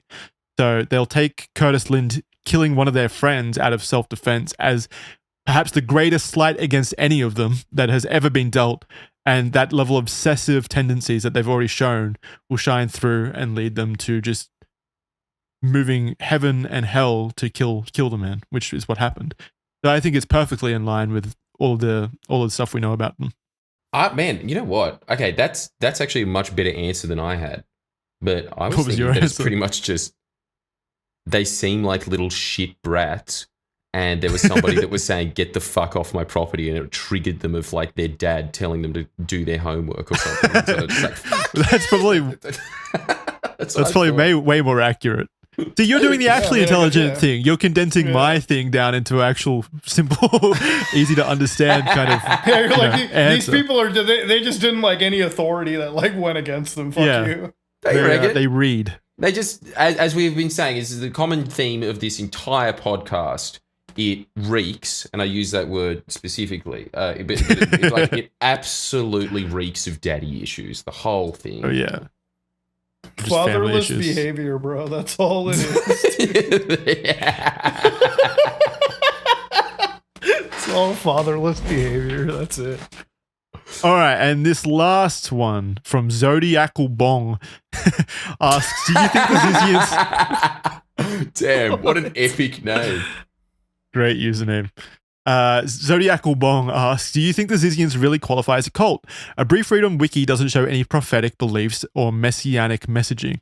Well, they do believe that the world will be ended by AI. I think as we established in this like video, I think it's more like I think it's more that they have cult-like behavior than it is like a traditional like religion. Because the way that they attract new members and the way that they goad new members and the way that they like break them down resembles almost anything cult-like, So I really don't see it to be that different than like a real cult. Like that's how I would perceive a cult. It's just the behavior and methodologies they use versus just having like a religion, right? Like I don't think a religious aspect is necessary. I still, I don't. Yeah, I don't the only thing subscribe that's to it either. missing is the religious aspect. They did seem to live, maybe not all of them, but there were definitely compound-like behavior where they attempted to isolate, Lota attempted to isolate everyone else from society to, perform groupthink. There were brainwashing tendencies with the hemispheric or whatever it was called, unihemispheric behavior. The issue is like they're Redditors, so they're naturally atheists. They don't believe in things like God. So where are you gonna have any prophetic beliefs? Their version of apocalyptic beliefs was rooted in sci-fi. It was an AI that would take over the world and torture them endlessly if they didn't do what Lota wanted. These are all pretty much, cutting out the word God and replacing it with something else. It's pretty similar. Yeah, it doesn't have to be rooted in religion in my definition. So. And also, don't you think that when it comes to cults... Sorry, go on. No, I just mean, like, I think it just matters, like, if they have, like, a belief set, which they do. Yeah. They have some belief set, the veganism, the radicalized, the rationality, which you could use as a substitution for, like, a traditional religion, right? Like, yeah. Definitely. 100%. Also... And again, the behavior itself, like the brainwashing, just how they acted, how they, isolated themselves from society itself. It was just very, very, very cult-like behavior. Wasn't it? The other thing is, I'm kind of the belief that everything is a cult on some sort of spectrum. Really, if you think about it, like what's the difference between going into an organization every day? What's the difference between being part of, I don't know, like some sort of the difference is being able to leave that. Do you think that's the difference? Is that what it is? Is a cult you can't leave? Yeah. I mean, cults, I think, prey on isolating you and keeping you within that. You're not being brainwashed. You're not having tactics used on you in your situations to make you stay. Well, in some degree, like if you're employed by a company or something like that, there is tactics that are used to keep you there. Well, to keep you employed, sure, but you can go to the bar after work and talk to people that aren't from your company. Okay, so if you're a part of a cult, you're only allowed to speak to people in the cult. Well, that is a main part of it. Your freedom of movement is restricted. Your freedom of, like, information is restricted, right? Like, I mean, you're looking at a cult, right? It's like you can't even work freely. You don't have control of, like, I think it's mostly, like, if you want to, like, I was wrong when a few minutes ago, I said, like, a mainstream religion. It's also, like, if I go to a mosque, right, like I do on Fridays for, like, prayers and stuff, I can choose to be part of that religious organization or not. Like, it's my free choice. It's my free choice to give them money or not, but that's not true for a cultist, right? Like, if you're in a cult, not only are you psychologically locked there, but let's say that you one day do develop the sense to break out and seek your own freedom, you don't have that option then. Like, they will keep you in. You are forced into it. It's one of the reasons why, like, some people would say, like, Scientology in of itself is more a cult than it is a religion, because it's alleged that if you do want to leave the organization, typically they are believed to have blackmail on you, and that makes leaving an organization like that difficult, right? Like, if you don't want to be a Muslim, you can leave the religion, right? Yes. Obviously, it depends on which country you're in. Like, some places are extreme. They'll probably kill you for it, but let's take the extremities aside. Let's just say, like, Christianity, Judaism, you want to leave it, you can leave it. Nobody's gonna, like, there's nobody that is in the mainstream going to stop you. Yes. With force and violence and threats. But a cult is a lot different, right? Like, it's not simple for somebody to leave the Zizians, for instance, because we looked at one of their methods, sleep deprivation. We looked at how they get people into their organization, and it's not, like a mainstream religious organization or a belief set. It's literally one leader and you're surrounded by people who are also in that extreme end, and it makes leaving it difficult. But let's say you do develop the freedom, you're not allowed to. At least it seems that way. Right, okay. Yeah, the way I've had it described, and I think cults, like, you know what they are. If it sounds like a cult and it quacks like a cult, then it probably it's probably a cult. Probably. But the way I've heard it described is like, cults are things. There's a thing called the bite methodology, I think it's called, something like that, where the cults control your behavior, they control your information, they control your thought, and they control your emotions. So as long as something is hitting on all four of those angles and trying to control each of those aspects of your life, then it is most likely a cult. And in this situation specifically, the Zizians, I see evidence of each of those things being controlled by Lota to the people that followed them. What I do find interesting is the idea potentially that you could be a cult leader without potentially knowing you're a cult leader. Perhaps Lota didn't even think of themselves as a cult leader, or perhaps someone out there doesn't think of themselves as a cult leader. Well, I'd imagine no cult leader thinks of themselves as a cult leader, right? No, there are definitely cult leaders that think of themselves as cult leaders. Yeah? 100%. They go in with the explicit purpose of cultivating a cult, for sure. Jeez, that's such a weird career path in life, isn't it? It's not a career path. I want to be a cult leader. It's a calling. Sorry. Yes. Well, I mean, It's a calling, it's like some people are just smart enough to know how to exploit something as powerful as religion, right? Like, if you really look at religion as a concept, right? Like, you really think of it, right? It's kind of crazy how human beings who oftentimes can be considered to be the most rational people, like, some would say that I'm a psychopath in a way. Like, I'm not a psychopath, but like crazy. Like, some would say that I'm crazy because, I went to school. I guess I'm reasonably educated. I've lived a pretty free, like, almost science-based life. Yet I choose to subscribe in blind faith, to a religious principle, right? Like, I believe in things like an afterlife. I believe in spirits and deities and all that. Like, if you were outside the scope, you'd be like, well, this guy's fucking stupid. Why does he believe in that kind of shit, right?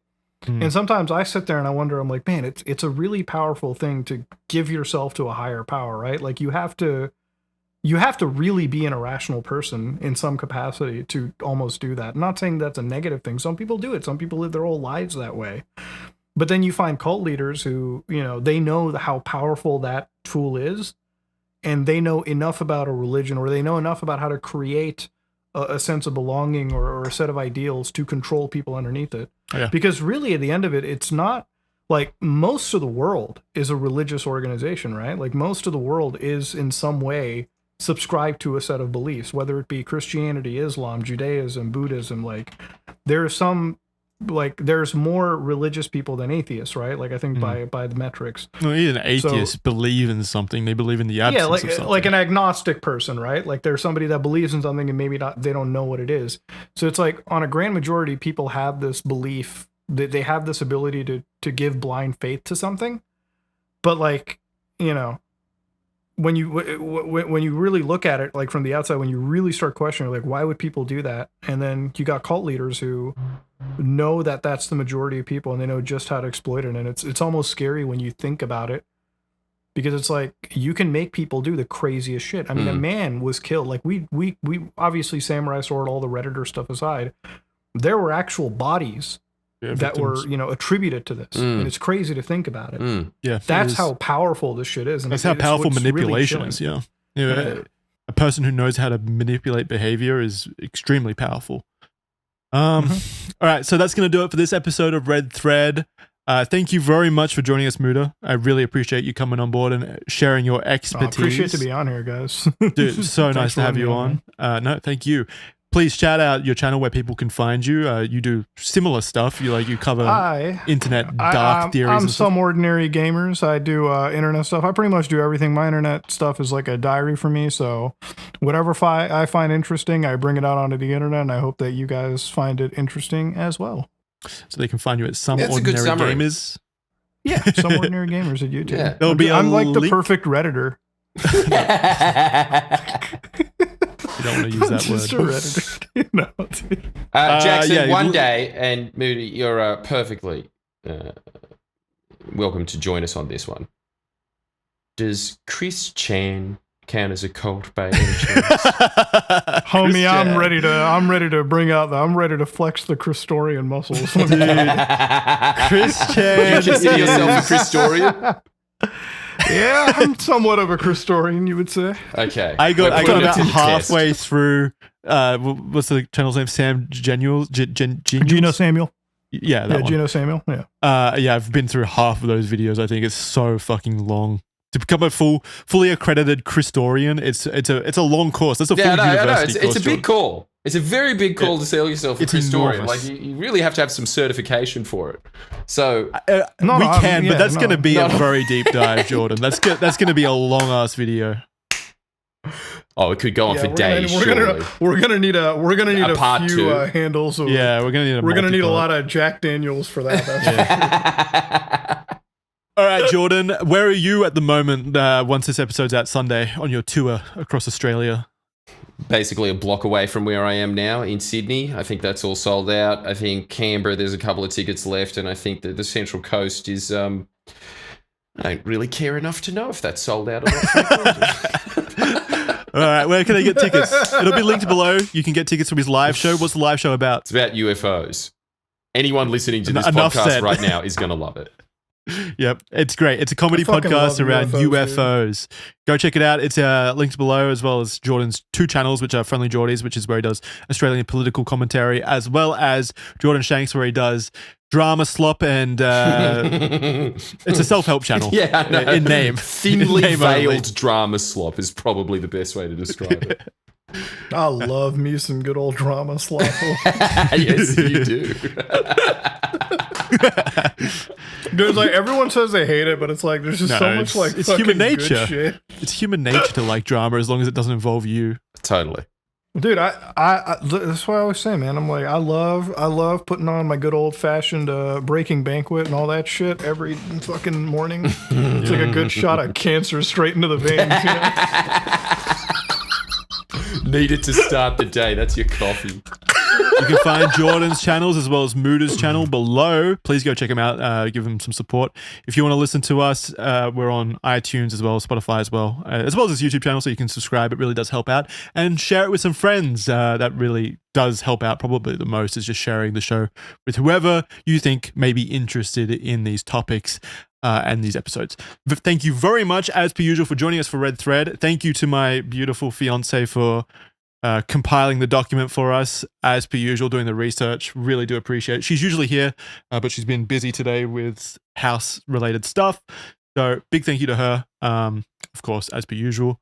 Show notes are in the description below, so you can check out the research and the sources as well. It's all linked below. Everything's linked below. Go read down there as well. Comment letting us know what you think we should do next, what episode you think we should do next. Really do want to get some feedback of that sort. Other than that, we'll see you next time on Red Thread. Thank you very much. See you next time. Bye, guys. Bye.